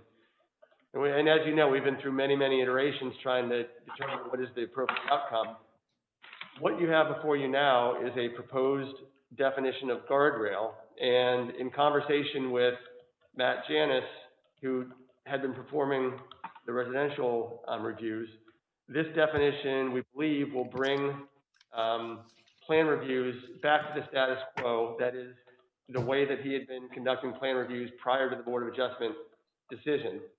So you have the definition before you in the meeting materials. I'll read it, and then we'll go to the building inspectors, if that's okay, Mr. Mayor, to hear their comments. The definition of guardrail is found in section 270-4 in their definitions, and it would be a building component or system of building components located near the open sides or at grade or elevated walking surfaces that minimizes the possibility of a fall from the walking surface. A guardrail is not an exterior wall when associated with a residential use.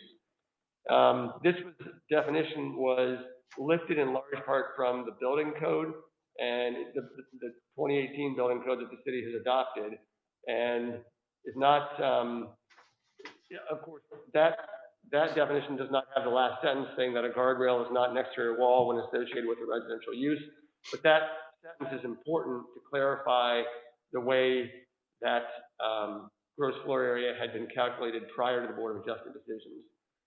So with that, Mr. Mayor, perhaps we go to Matt for his comments on this proposed definition. And Matt, I think, is on, correct? Okay. Matthew, are you there? Yes, sir. Good morning, Mr. Mayor and Commissioners. All right. Any explanation from you would be appreciated. You didn't hear it earlier probably, but my desire is to come away from this discussion hearing from our attorney as well as building and licensing officials that this resolves the concern we had from the beginning. Go ahead. Very good. I think if that's the intent, the first thing that might want to be added to this would be somewhere section of sentence that says single family or 1 and 2 family dwellings. Add that, and that will pretty much ensure that commercial then automatically doesn't get looped into this. If we call it 1 and 2 family dwellings, a commercial property cannot be associated with that. And then also of note, as we looked into guardrail a little bit more, a guardrail doesn't necessarily mean a handrail. In commercial application, a guardrail is just that. In a commercial application, the guardrail would be at a 42-inch height, and then typically the handrail is then attached to that guardrail at 36 inches. So we might need to take a little bit of look at that as well. But as far as the rest of the submitted documentation that calls out what gets counted, what does not, if that is intended to be added as some graphic representation into our code, I think it definitely meets the intent and definitely shows, how I will be reviewing plans. So am I hearing correct from both of you that this, with the changes that Matt just articulated, return us to the status quo of how it was interpreted from the beginning? Mayor, ultimately, the decisions are made within the building official's office as to what is calculated and how the code is interpreted, and that's why we have a Board of Adjustment that, is the appellate body. So, with these additional changes recommended by Matt, which will need to be included in the definition, my understanding is that returns us to the status quo. Yeah, all right, I'll open it up to the commissioners. Commissioner Srnowski, unmute yourself. Apologies. Matt or the city solicitor, Matt just mentioned 1 or 2 residential dwellings. How would this affect condo buildings, which I view the balconies very similar on those as balconies on hotel rooms. So could you explain how you would interpret it Certainly. So once we get into more than 2 family dwellings, we are thrown into the commercial code. No use is greater than 1 or 2 families in the residential. So it automatically puts us into commercial, and then therefore we would have to look at those spaces as occupiable spaces.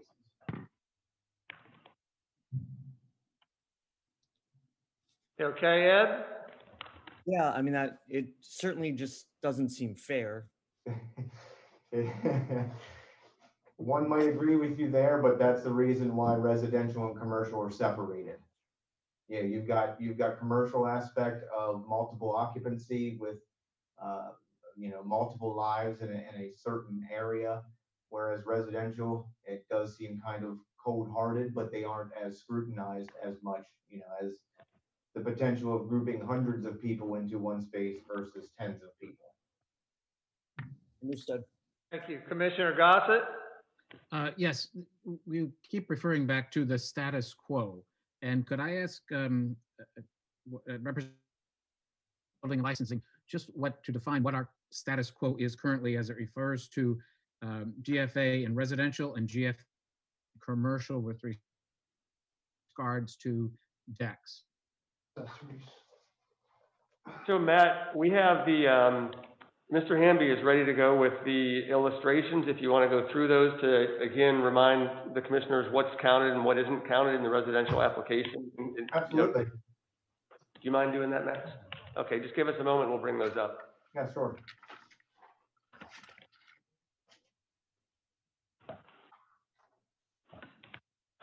So if you'll advance to the first illustration, Max. Okay, Matt, we're going to go through them and you can just go ahead and describe each of them if you would. Absolutely. So this represents a residential structure under roof. The entirety would be counted as gross floor area in this representation. Here we have an example of a deck without a rail or covering. This would only count as lot coverage and not for floor area ratio. This is the same example with a railing, whereas the present interpretation would count this as floor area ratio. The correction would take this back to not counting. Here's the scenario with the roof over that basic same space. Because it is roofed, it will be counted against floor area ratio. Same area applies here. The addition of a railing or any screening does not change that interpretation. Which means it is included, correct? Correct. Yes, sir. Here we have basically a roof structure over an area. It is the same. The bottom area will be counted. The top area, because it is not roofed, will not be counted. In this scenario, all spaces will count because it does have a roof over it, regardless of railing or screening. Hey, Max, can we go back one just for one clarification? I just wanted to mention, Matt, for everybody's benefit, is that roof deck there that is not counted within gross floor area. Remember that in the residential districts, we cannot permit roof decks over, is it 14 feet, Matt? So, yes, so sir, this would be correct. below 14 feet. Yes, sir. So no deck surfaces above 14 feet. It also applies, which is not really a topic here, but it also applies to roof pitches as well. Right, thanks. So if I could ask a question back on that one just a second. When we talk about the guardrail or new definitions, the aspect of a guardrail on here, it's required by code for safety issues. But this new application, the guardrail, it doesn't make any difference because it is, the fact that it is not included is because it is not covered deck, correct? That is correct. Okay. So the addition of guardrail doesn't have an impact on this? Not in the residential application. Okay, thank you.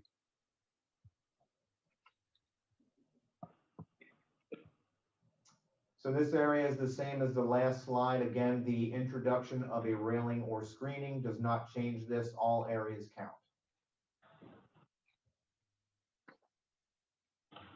Here we have an extended deck, so the deck extension that would come off of there would not count as floor area ratio, but all the other areas, including the covered portion of exterior deck, would be counted as floor area ratio.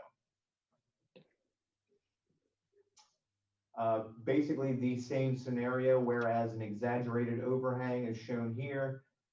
Typically in the past, that area was counted as gross floor area. A shed, as long as it correlates to the 6'6" scenario that we hold true to, I want to say in quotations, Rehoboth basements. If the plate height does not exceed the 6'6" level, it is not going to count as gross floor area, only lot coverage.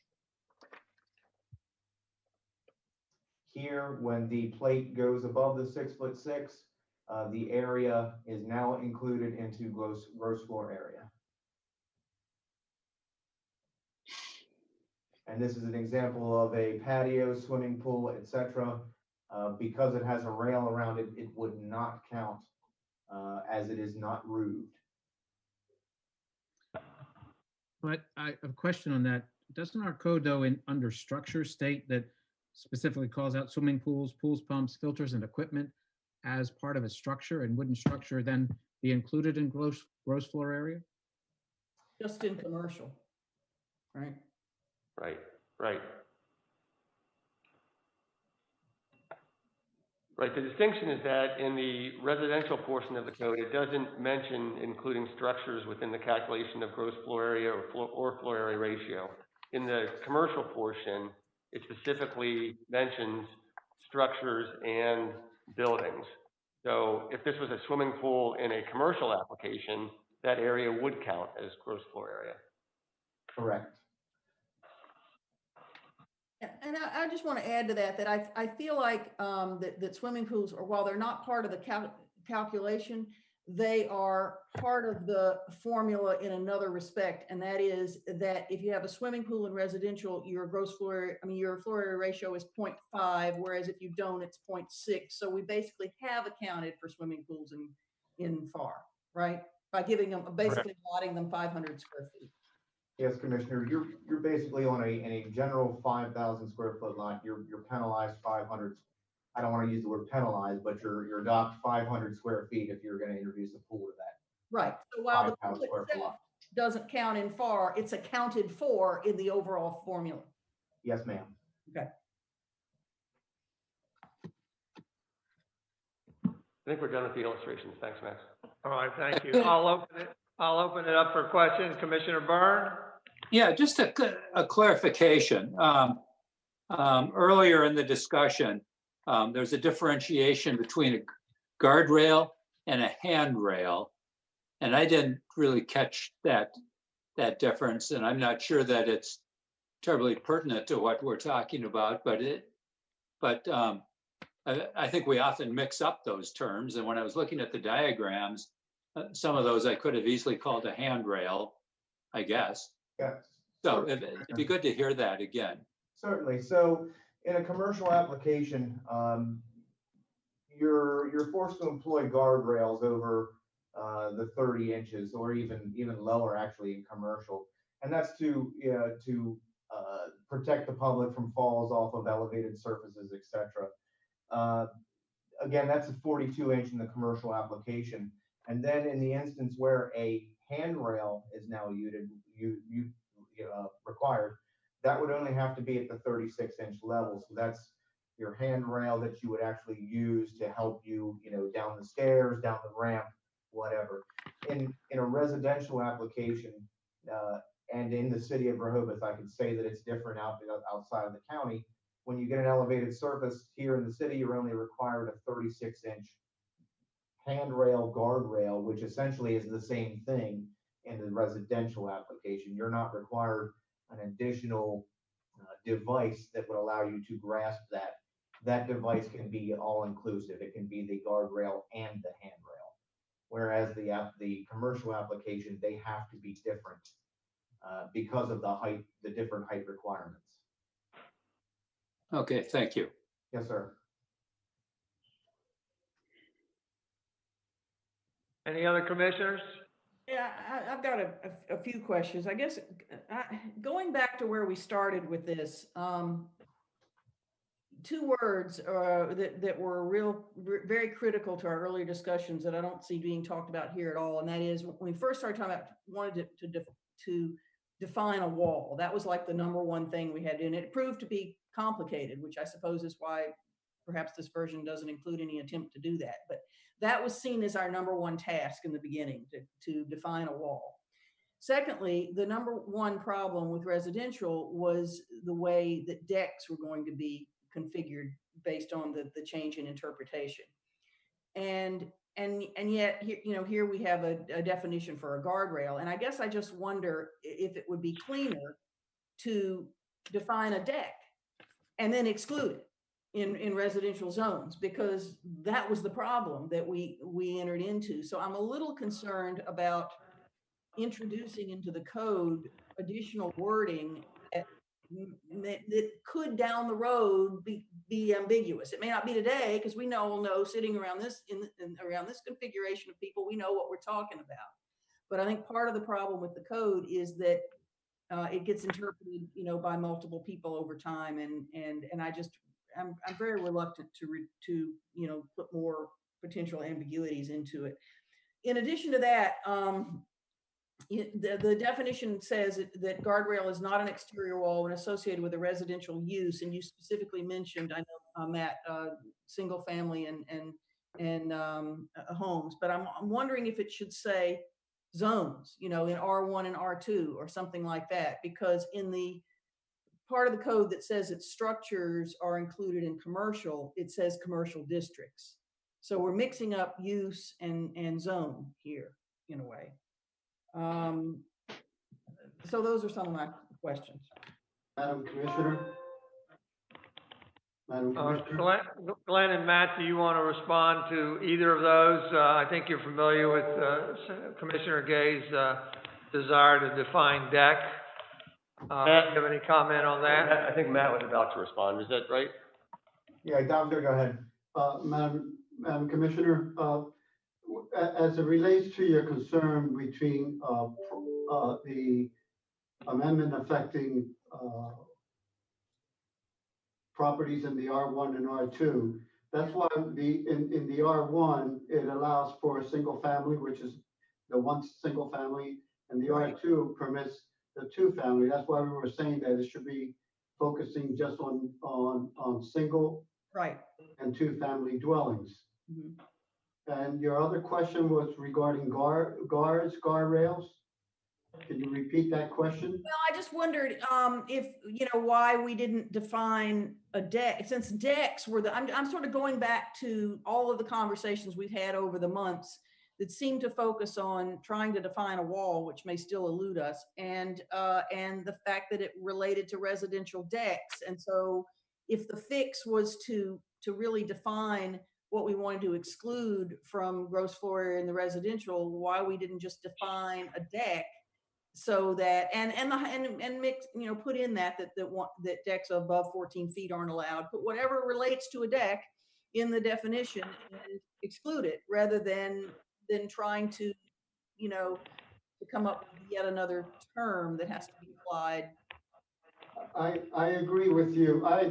There is no exact definition for a deck, but but the decks are identified as structures. Right. Under the definition of structures.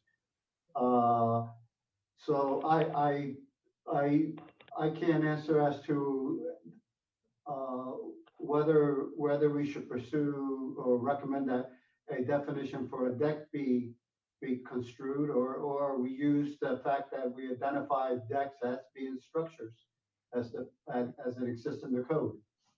Well, and that actually brings up my other concern, because in commercial, it's got the language specifically in there that it's buildings or structures, and yet this, connecting the dots between that and the definition for gross floor area is what has led to these cases before the Board of Adjustment. And I feel like not only do we need to perhaps clarify that for commercial while we're at it, and that's the reason that the commercial is in there for discussion today. And I'm not going to talk about, specific wording. I know that we're focusing today on the residential, but I'll just say that confusion may persist if we don't also clarify that at the same time.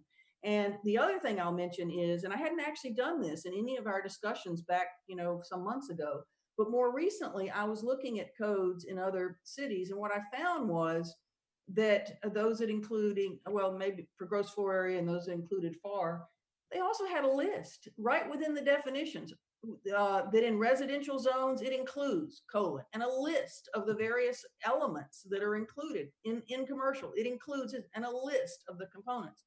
And I feel like that would make things a lot clearer, and then there's not a lot of going back and forth between sections of the code that are for residential and the definitions. Just throw that out there. I think it's a good recommendation that can be considered. Because don't we currently have basically a list in the code that outlines structures in the commercial aspect, but that does not exist for residential? Is that an accurate statement or not? Well, Matt, you want to talk about that? It comes in as accessory structures. I would say if you look at section 270-21B, B1 for floor area, it basically only spells out accessory structures. So anything that's typically residential, that's any use that's considered accessory or associated with a residential activity, and then you identify them under structure. Those will be those items that will come under for residential use, or structures compatible with residential use.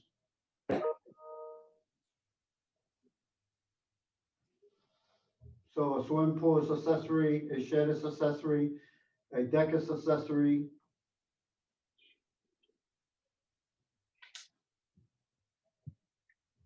Which is subordinate to the main use. Mm-hmm. But again, that is going back to Commissioner Gay's point, it's connecting the dots to get there. Right. And wouldn't just a clear definition of deck eliminate those dots and make it more coherent or clear in the sense of how to define it? Obviously, yes. And that can be taken under advisement and worked on. And basically, I would even go as further as identifying anything that's associated as accessory with a residential property. When I hear taken under advisement, what that means for me is, what I'm hearing is this is to be postponed. In an ideal world, we would have agreed to this. We would have, at the November regular meeting, adopted a resolution to go to public hearing, and the December regular meeting go to public hearing. Now it sounds like we should defer on this one more time to the December workshop, which puts us a month behind, which I don't know that it's that bad. But we've also got the second ground floor area ordinance proposed relative to subterranean parking. Maybe doing this route we would catch up with that and conduct 2 public hearings at the same time. Glenn, do you have any thoughts? Yeah, that's a possibility, Mayor. I hadn't thought about that, so maybe it's somewhat fortuitous. I mean, I struggle to say it's fortuitous when this has gone on for so long, but perhaps getting them aligned so we could do 1 public hearing session would be the silver lining.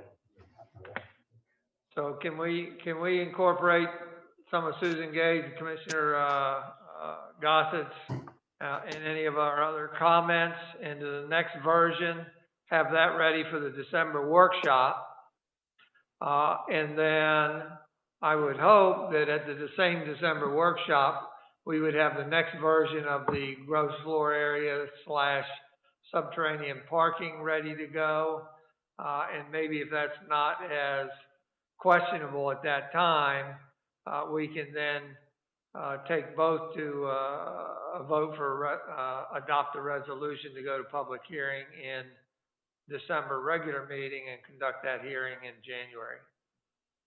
Yeah, yes, Mayor, that sounds great. I will encourage, the building inspector, myself, Commissioner Gay and Commissioner Gossett to find some time, because I feel like we get some distance and we go back some distance. So I think that meeting of the minds has to occur if we're gonna bring something to the commissioners that's gonna be ready for, you know, getting to a public hearing.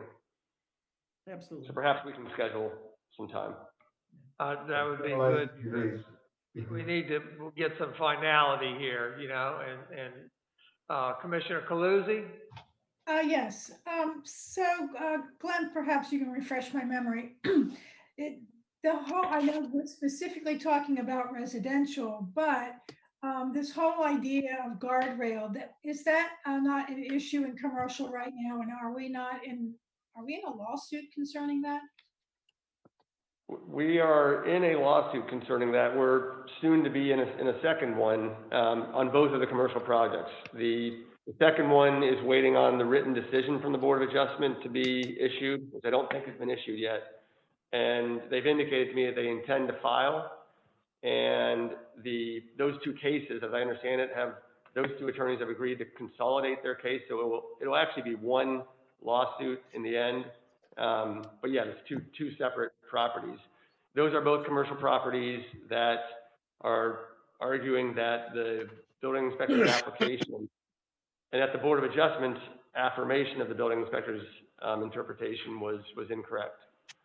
So at some point, you know, we will have a decision from a court also interpreting the current definitions that are in the code. Okay, so at the present, we do not need to address the idea of guardrail for commercial at this point. Is that your suggestion, or we just let it work its way through the courts at this point?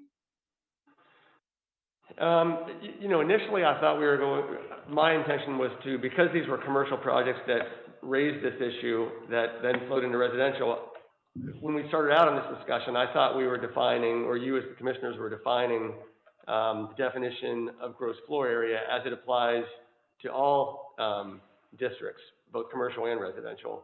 But the conversation has shifted just to residential. So at this point, we're just doing residential, and yes, we'll get a decision from the courts on the commercial application. Mayor, do you have thoughts on this, or do you think we should be undertaking something about the idea of the guardrail prior to the court decision, or? I'm leaving that up to Glenn. So the decisions that have been appealed, those are going to be on the record. They'll be heard on the record by the courts. So nothing you do now will change those definitions or how they were applied previously. So I think we can go forward with this conversation. Yes. Thank you, Pat. Commissioner Gay? Actually, that was sort of my question, Glenn, does the court cases limit the sorts of discussions or compromise the sort of discussions that would our discussions compromise those cases? It should not, because they're on the record appeals. So the court should be limited to the record that was made before the Board of Adjustment. Okay, and that's true of even if we get into including the commercial in it in terms of clarification as well? That's right, yes. Okay, well, that's good to know. Okay. And I guess I just wanted to ask for a status on we hadn't talked about the underground parking. Where is that? Does that have any complications, or is that ready to come before us, or what? We're close on it. Commissioner Gossett and I have probably one more short conversation to have, and it'll be in a form I can get out to everybody. Yes. Okay, great. Thanks. So that will be on the December workshop meeting. Correct. Anybody else?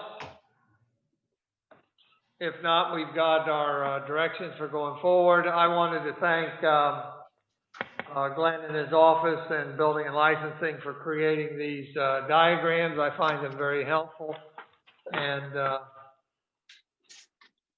long as we can find a way to make them accessible in the future, I think they would be very helpful to have for the layperson to refer to. If there's no more questions on this topic, we'll go to the items of new business. Updates from the Boardwalk and Beach Committee. Commissioner Legree.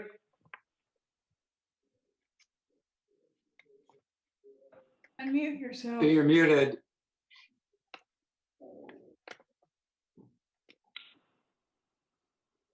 I will have had 2 meetings for the Boardwalk and Beach Committee by the time I file the report at the next regular meeting. And we're going to have our next meeting on next Monday. We have been talking for a long time about commercialization of our beach and our boardwalk, and it just keeps coming up. We now have antennas that are going to be broadcasting 5G going out. We have, and we know that the rent on those are $270 a piece. And we think that's probably going to change. We know that the Star of the Sea and the Henlopen Hotel and condos have antennas on top of those buildings, and it would be and we're interested in that. Although those are private buildings, but they're on the boardwalk, and we know that we have weddings. We know that we don't know how much it costs to rake and groom the beach. Those are unknown numbers. We don't know how much it costs to upkeep the boardwalk. We're getting ready to talk about Rusty and Richard's contract here in a few minutes. And there's just a lot of commercial things that go on the boardwalk. And there are also events. There are events on the bandstand that those folks use the boardwalk. There are events that the boardwalk alone uses and or hosts, and those people pay fees for that. We pay for events at the bandstand, and there's just a lot of commercialization. And what we'd like to do is to keep you, the commissioners, in the loop. We'd like you to know what we're talking about, and we'd like to know if you think we're getting into areas that we shouldn't be getting into. And we'd kind of like to ask you if we should continue on this path that we've chosen, which is to do a complex report on commercialization of the boardwalk. Now, in chapters 98 and 95, they talk a little bit about commercialization, but not a lot. Chapter 95 talks more about how they're dividing Rusty and Richard's areas up, and they talk about the business that they do, and they tell us that they can't put signs on the side of their shacks and things like that. But these are all topics that we'd like to start talking about, and we really want to keep you apprised of it and to tell you that that's what we're going to talk about next week. And we're going to continue to talk about changing rooms and bicycles and drones and movie mats. We're not segregating ourselves out, but we just want to keep you in the loop. And yeah, I want to say that, and I'd like to ask if you would like to comment and give me some direction. Thank you. Jay, I think you're doing fine. I think a lot of what you're doing stems from the Boardwalk and Beach Committee under the previous chair, and I approve everything the previous chair was doing with the committee. Yeah, we are not getting into any new areas. I mean, it's such a huge amount on our plate that we have not yet gotten into any new areas that have been brought up by citizens or by fellow commissioners. So we are just trying to distill and aggregate the information that we're going to go forward. You know, back in 2010, well, no, maybe it was 2011, but anyway, the report was produced in 2012, which the Planning Commission did on Silver Lake. That is one of the best reports that it was a phenomenal report.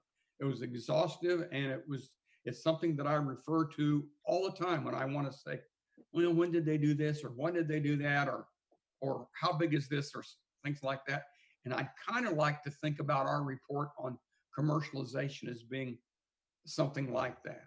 We're not interested in getting into anybody's affairs, but we would just like to compile all the things that are going on and show it to you and use that as a reference going forward. Thank you. Thank you, Commissioner. Commissioner Gossett? Yes, I appreciate the comments that you made and the research that you wish to do. As chair of the beach, the bandstand, National and Convention Center Committee, I think I would like to be in on those conversations just to see, because there's some overlapping issues there, events specifically, as you mentioned, on the bandstand, and also special events of road races and what have you. So if agreeable, I'd like to join into that research project with you. We would absolutely love it. We would just welcome that to no end, because those folks who come for Sea Witch or for events on the bandstand, they walk the boardwalk and then they go out into the town and spend money. And so it's a positive thing. And it just, we just need to think about it and categorize it and find out when we would like to have it done or how we would like to go about it, and make those comments back to you. Thank you very much. Any other comments from the commissioners? Very good, Jay. Thank you for your update on your committee activity. Next, we'll go to new business. Introductory discussion of license agreements to outline path forward relative to identifying and executing encroachments that should have license agreements, review of license fees, etc. My desire here is just to resume discussion of this topic at future meetings. I know that in the past we've had discussions of license agreements, and I don't know that they ever got to the point where we talked about formulas for what proper fees would be. So I'm asking to solicit your input on what kind of homework do we need done to entertain this topic at a future meeting. For me, remembering back to the last discussion I had as a commissioner, I recall questioning the accuracy of the current list of license agreements. License agreements meaning formal documents that allow a private property owner to use or encroach onto city property. The last time we talked, we were given a list many years ago, I believe, and it didn't have one of my old properties listed as having a current license agreement. So I expressed concern at that time. Are we accurate? Do we have current lists? So I would start off with that. I would suggest that we entertain a list of encroachments that need to be addressed with license agreements. I think specifically any of the dumpsters, et cetera, in Martin's Lawn. I think at the same time, building and licensing working on this list. For specific to Martin's Lawn, they would want to, at the same time, look at screening around the dumpsters, an actual measure to see whether it's feasible or not. It could be that the screening sticks into the alley too much and doesn't allow a wide enough traffic lane there. And then as far as fees go, I think we just have to have a general conversation to see what is the current fee structure now, and is it reasonable, and does it cover our solicitor expenses, our administrative expenses to administer it, and collect fees on an annual basis. So is there anything else that you all can think of that we would like to seek for data or information on when it comes time to proceed?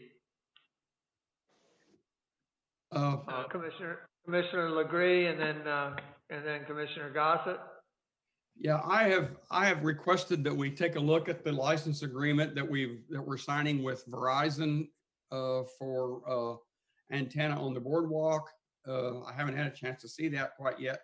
I've just gone over the license agreement that the town of Newark has with their 5G antenna people, and it's 35 pages, and they go into everything. And I can't say more that I welcome this investigation. Maybe we could have our task force look at that. Oh, we don't have any. Thank you. Is that kind of a license agreement different than what? Yeah, I think, Mayor, you're talking more about encroachments. So traditionally, the city has,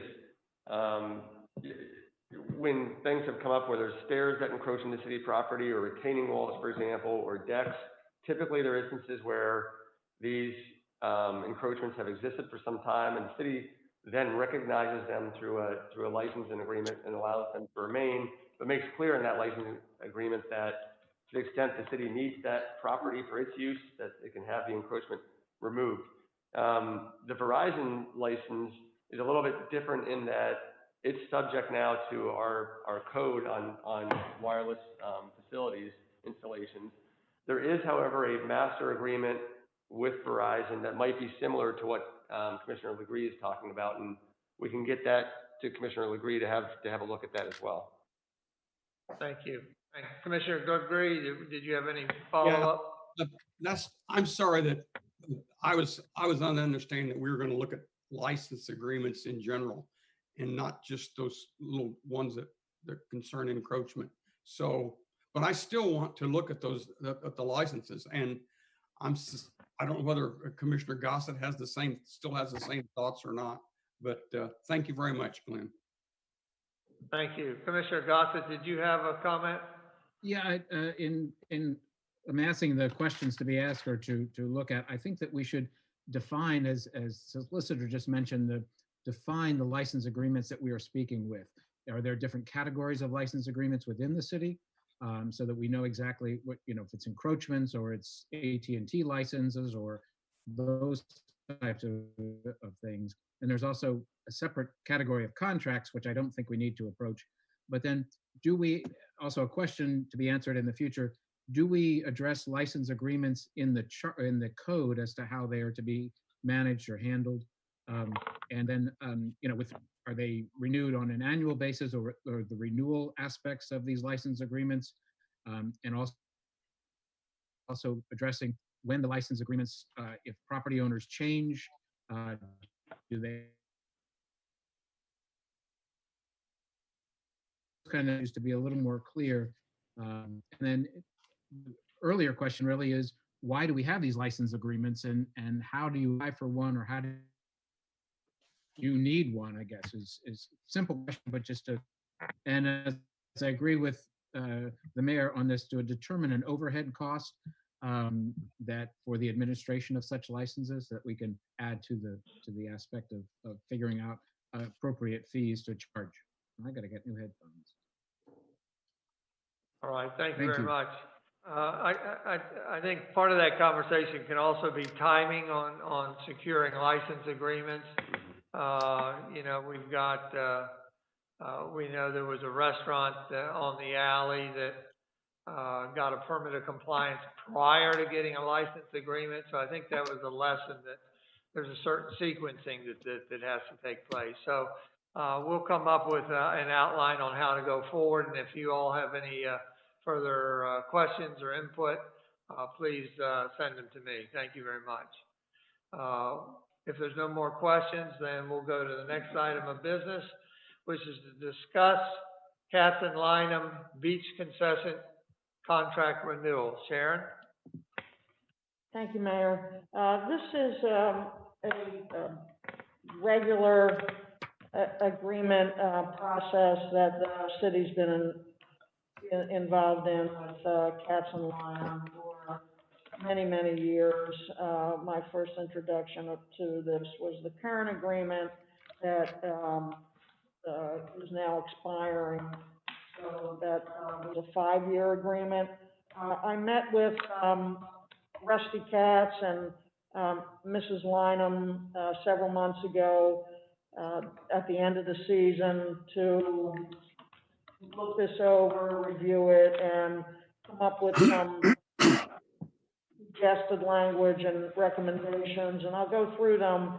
They're not numerous, so it won't take too long. But again, this is a typical agreement with Cats and Lina for their beach concession and how the cities work with them over several years.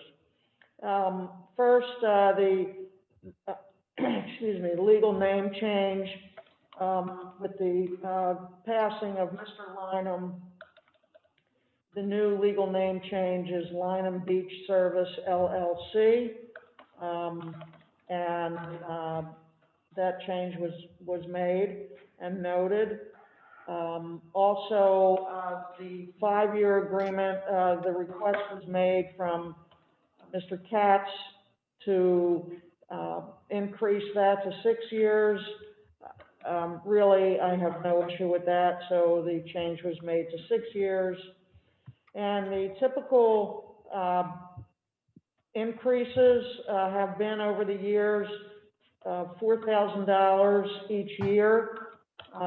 So those adjustments were made. You'll note on, we'll make a correction here, but in the chart on page 3, the total is incorrectly, it's correctly, the amount is correctly recorded, but the percentage in the first column is 20%. This is looking at the second grouping of the first 2-year term. So starting in 2022, the percentage 20-20-40, it should read 20-40-40. So we'll make that correction. Again, the numbers are correct. And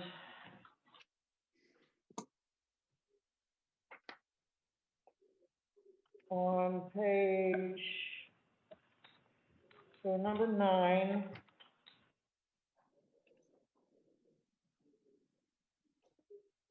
you have page numbers. My page number is 5.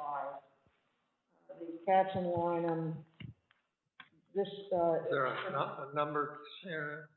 number 5?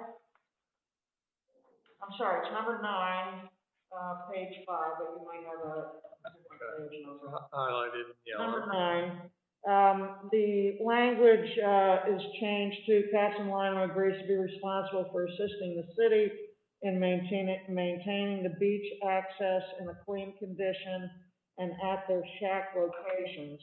The language, that language amends some old language that was in there because the city now uses the beach rake.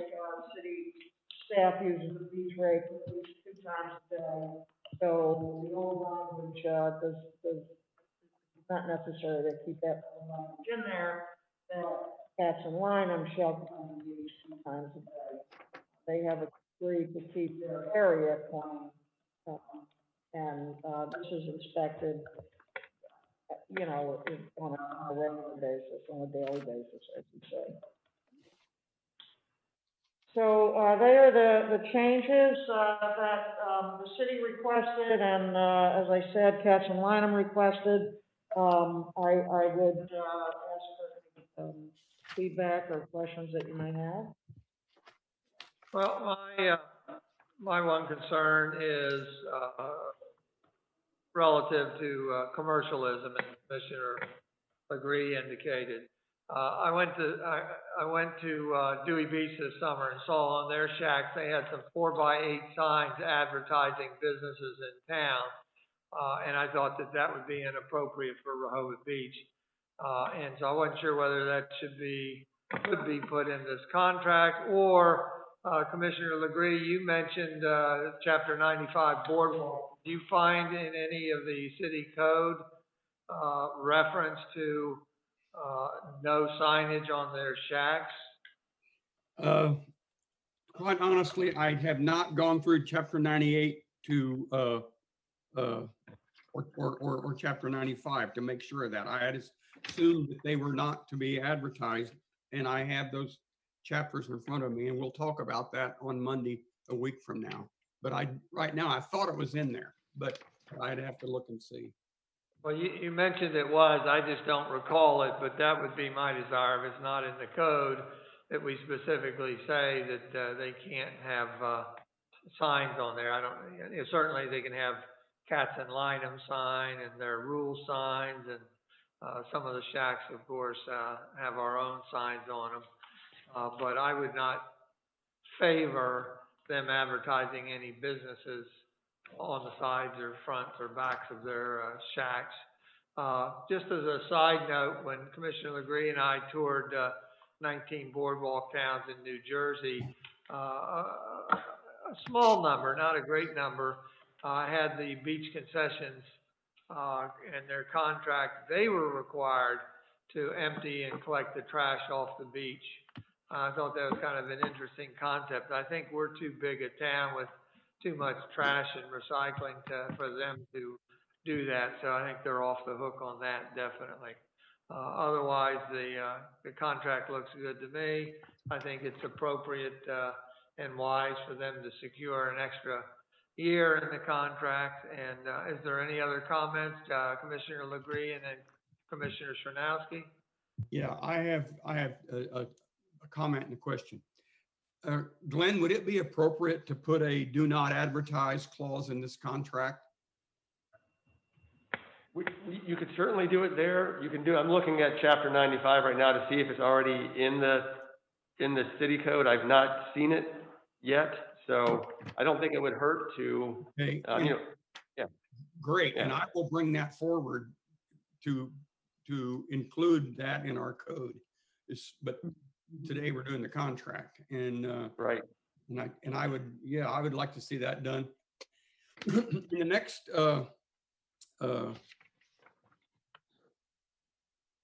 is there a reason that we don't have an escalation clause that's like 2.25% that we could just calculate going forward instead of the $4,000 a year? Is that a problem with the way these contracts are written? It's not a problem. We just, as I said, Okay, I'm increased happy. the amount that was done each year. It actually comes out to a little more than the percentage-wise of what it was the prior years. Oh, I think it gets less percentage-wise as we go forward. We start out with 2.23, and I think by the end of Rusty's, or the end of the contract, we're going to be down below 2% as far as escalation goes. And that was the reason that I brought that forward. And I haven't calculated all the way out to 2026, but I did calculate from 2016 up to 2021. But nevertheless, these guys do such a great job that I wouldn't want to discourage them. And that would bring up another question is, do we ever talk about putting these up for bid? I know that was talked about a few years ago and it just didn't work out, but you hate to discourage people doing such a great job. So I did anticipate that question, Commissioner Legree. And again, my understanding is that it did not work out a couple of years ago, but prior to my tenure here, it was advertised, and I believe that it was given to another business, and that was a disaster that summer. So sure, the city just went ahead and continued with cats and linum. Yeah, and I agree. There are lots of cons. I mean, if things don't work out like this year, what would have happened if they would have just walked and left us with doing our own umbrellas? It would have been a terrible mess. Whereas cats and linum had the capital to go through this season and finish out the season. So I'm happy to vote for it as it is, but I would just, maybe the Councilor Mandelis could, do we leave ourselves open to any questions if we don't offer these out for bid? Yeah, that's a question that's answered under the city charter, and I will acknowledge that this contract is one that walks the line of whether it should be put out to bid or not. And that's probably as much as I want to say in public session. If you want something more private, we can have that discussion. But for now, in recognition that, you know, the procurement provisions allow for recognition of past performance. And in this instance, we've had such good past performance with this particular vendor that I think the city management has deemed it appropriate to continue with them. In addition, this is in the vein of a renewal of an existing contract. So it's not as if it's a absolute new service that the city is requiring, which we would go out to bid for. This is in some ways a continuation of an existing relationship. Thank you. Thank you. Commissioner Sharnowski? Yeah, thank you. Thank you, Mayor. I think Mr. Legree hit a bunch of the points I was going to ask, but in terms of, and I agree, if we're using a dollar increase, the percentage is going to go down over time, and we need to take a look at that. So it may be worth putting a percentage escalation in the agreement. But I guess the question is, did we do any market analysis on whether this rate that they're paying is competitive? It is in line with what other beach communities charge based on the volume, or are we just kind of, it's always been what it is, and we're adding the 4,000 each year? I guess my question is, did we look at other communities and see how the process and the rates are with other similar communities? So, two things, Commissioner Shanowski. I'm happy to go back to them and negotiate a percentage increase. And also the communities that at least Katz and Lynham work for, I have reached out to them, including Ocean City. They do that a little differently. They do it by blocks. So they don't have all of the beach areas, but Ocean City, Dewey Beach, it is in line. And then my second question is, I'm assuming that the $1 million liability insurance has been in place for a long time. Is that amount adequate? I guess. So I've actually recommended to the city manager that the $500,000 number for let me find it. But there's a $500,000 portion and a $1 million portion. I've recommended that we go to $1 million on the portion that's currently $500,000. So that's one request we will be making. Okay, I just worry that the $1 million may not be enough. You know, if you've got one umbrella that wasn't installed properly in a high wind and it's blowing down the beach, hitting multiple people, you know, just worst case scenario. I'm not sure if that's high enough, but defer to you, Glenn, with your recommendation.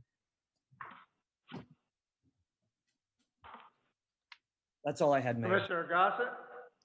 Yeah, just a couple of things. A couple of points in the contract we refer to rules and regulations adopted by the commissioners of Rehoboth Beach. I'm not clear as to what those are, or and I don't need an explanation now, but just at some footnote in point 15 and point 13, we refer to that. And I know traditionally that Katz and Lyman's have done a north-south rotation every year for their prime business. Is that something that needs to be addressed in this contract, or is that an internal agreement between Katz and Lyman that they just take care of and we're not privy to? Well, that's correct in a sense that they do notify me the beginning of each summer who has what. So they take care of it themselves, basically. Good, okay. So we don't need to address it at all? No, I wouldn't recommend that. Thank you. Any other commissioner comments? I'd like to just offer my memory for as good or bad as it might be. I haven't been here 22 years. Probably a decade or so ago, two commissioners looked into the possibility or potential to bid this out.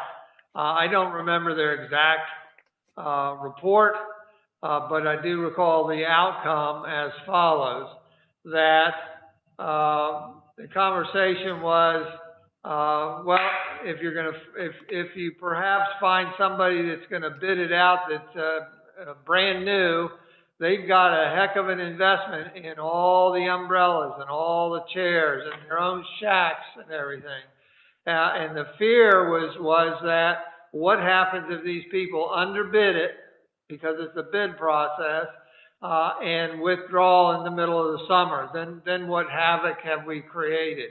And that fear, by my recollection, was big enough that the mayor and commissioners at that time decided to stay with Katz and Lynham. As far as I'm concerned, they've done a good job. They're established. They're well known in the community. They would never abandon us. And I think there's value in having them have a renewed contract. Any other comment, Commissioner Sharnowski? Yeah, just one other question for Glenn. And Mayor, I agree with what you've just said. They've been ingrained in our community for a long time, and they do a great job, and there's value in that. So I agree with the city manager's decision to renew the contract. Commissioner Gossett brought up a good point about the agreement on north-south side. And looking at if there is a disagreement here between parties, it looks like we rely on it being resolved in the courts of Delaware. Is there a reason why we don't have an arbitration clause in here, Glenn? No, there's not a reason, and you can do it. My view on arbitration really has been in recent years that arbitration has become as expensive as going to court in many instances, and you get finality when you go to court, sometimes more so than arbitration. It's supposed to be, it used to be that arbitration and mediation was a less expensive and sometimes more efficient route. I'm finding now that the arbitrators and mediators, they still require mediation statements, like you do a brief in a court action, and they still charge a fee, and it becomes costly. So I don't have a strong preference one way or the other on arbitration versus straight court proceedings. But if you do, I'd go either way. I'm just asking the question. If you've thought about it, that's fine. I think I'd like to see the city be a bit more protected here if there is a disagreement between the other two parties. But it is what it is.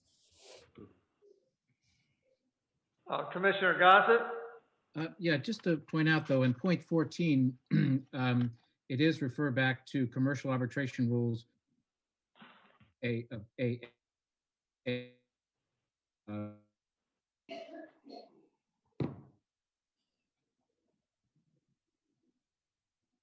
About cancellation event of natural disasters, those types of things. Arbitration's mentioned in there, so I'm not sure if that leave it or take it out or what have you, but just a consideration that it is part of the current contract.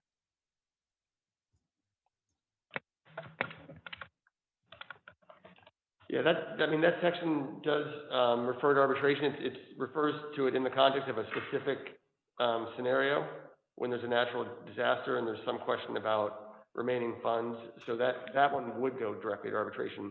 Other issues such as who's controlling what part of the beach would not go that direction. But in my view, we have both parties named in this agreement. So we wouldn't be fighting about who's responsible. We would be saying somebody's responsible. It's one of the two of you. You work it out, and then get back to us. That's really their issue, I think. On item number 12, the city agrees that Captain Lineham may operate one concession stand for the sale of food and drinks at a location designated by the city manager. Why wouldn't we name that location? At, Deauville, at the Beach Point access. I don't know, is there, rather than just saying designated by the city manager? You know what, I think that, and I did ask them, not this year, but in prior years, I think that was the designated location, if you will, of choice, because that's away from all the commercialization and food, they didn't want to interfere with that. No, I'm fine with that, and I understand that. I just wouldn't want the city manager to all of a sudden plop it in the middle of Rehoboth Avenue.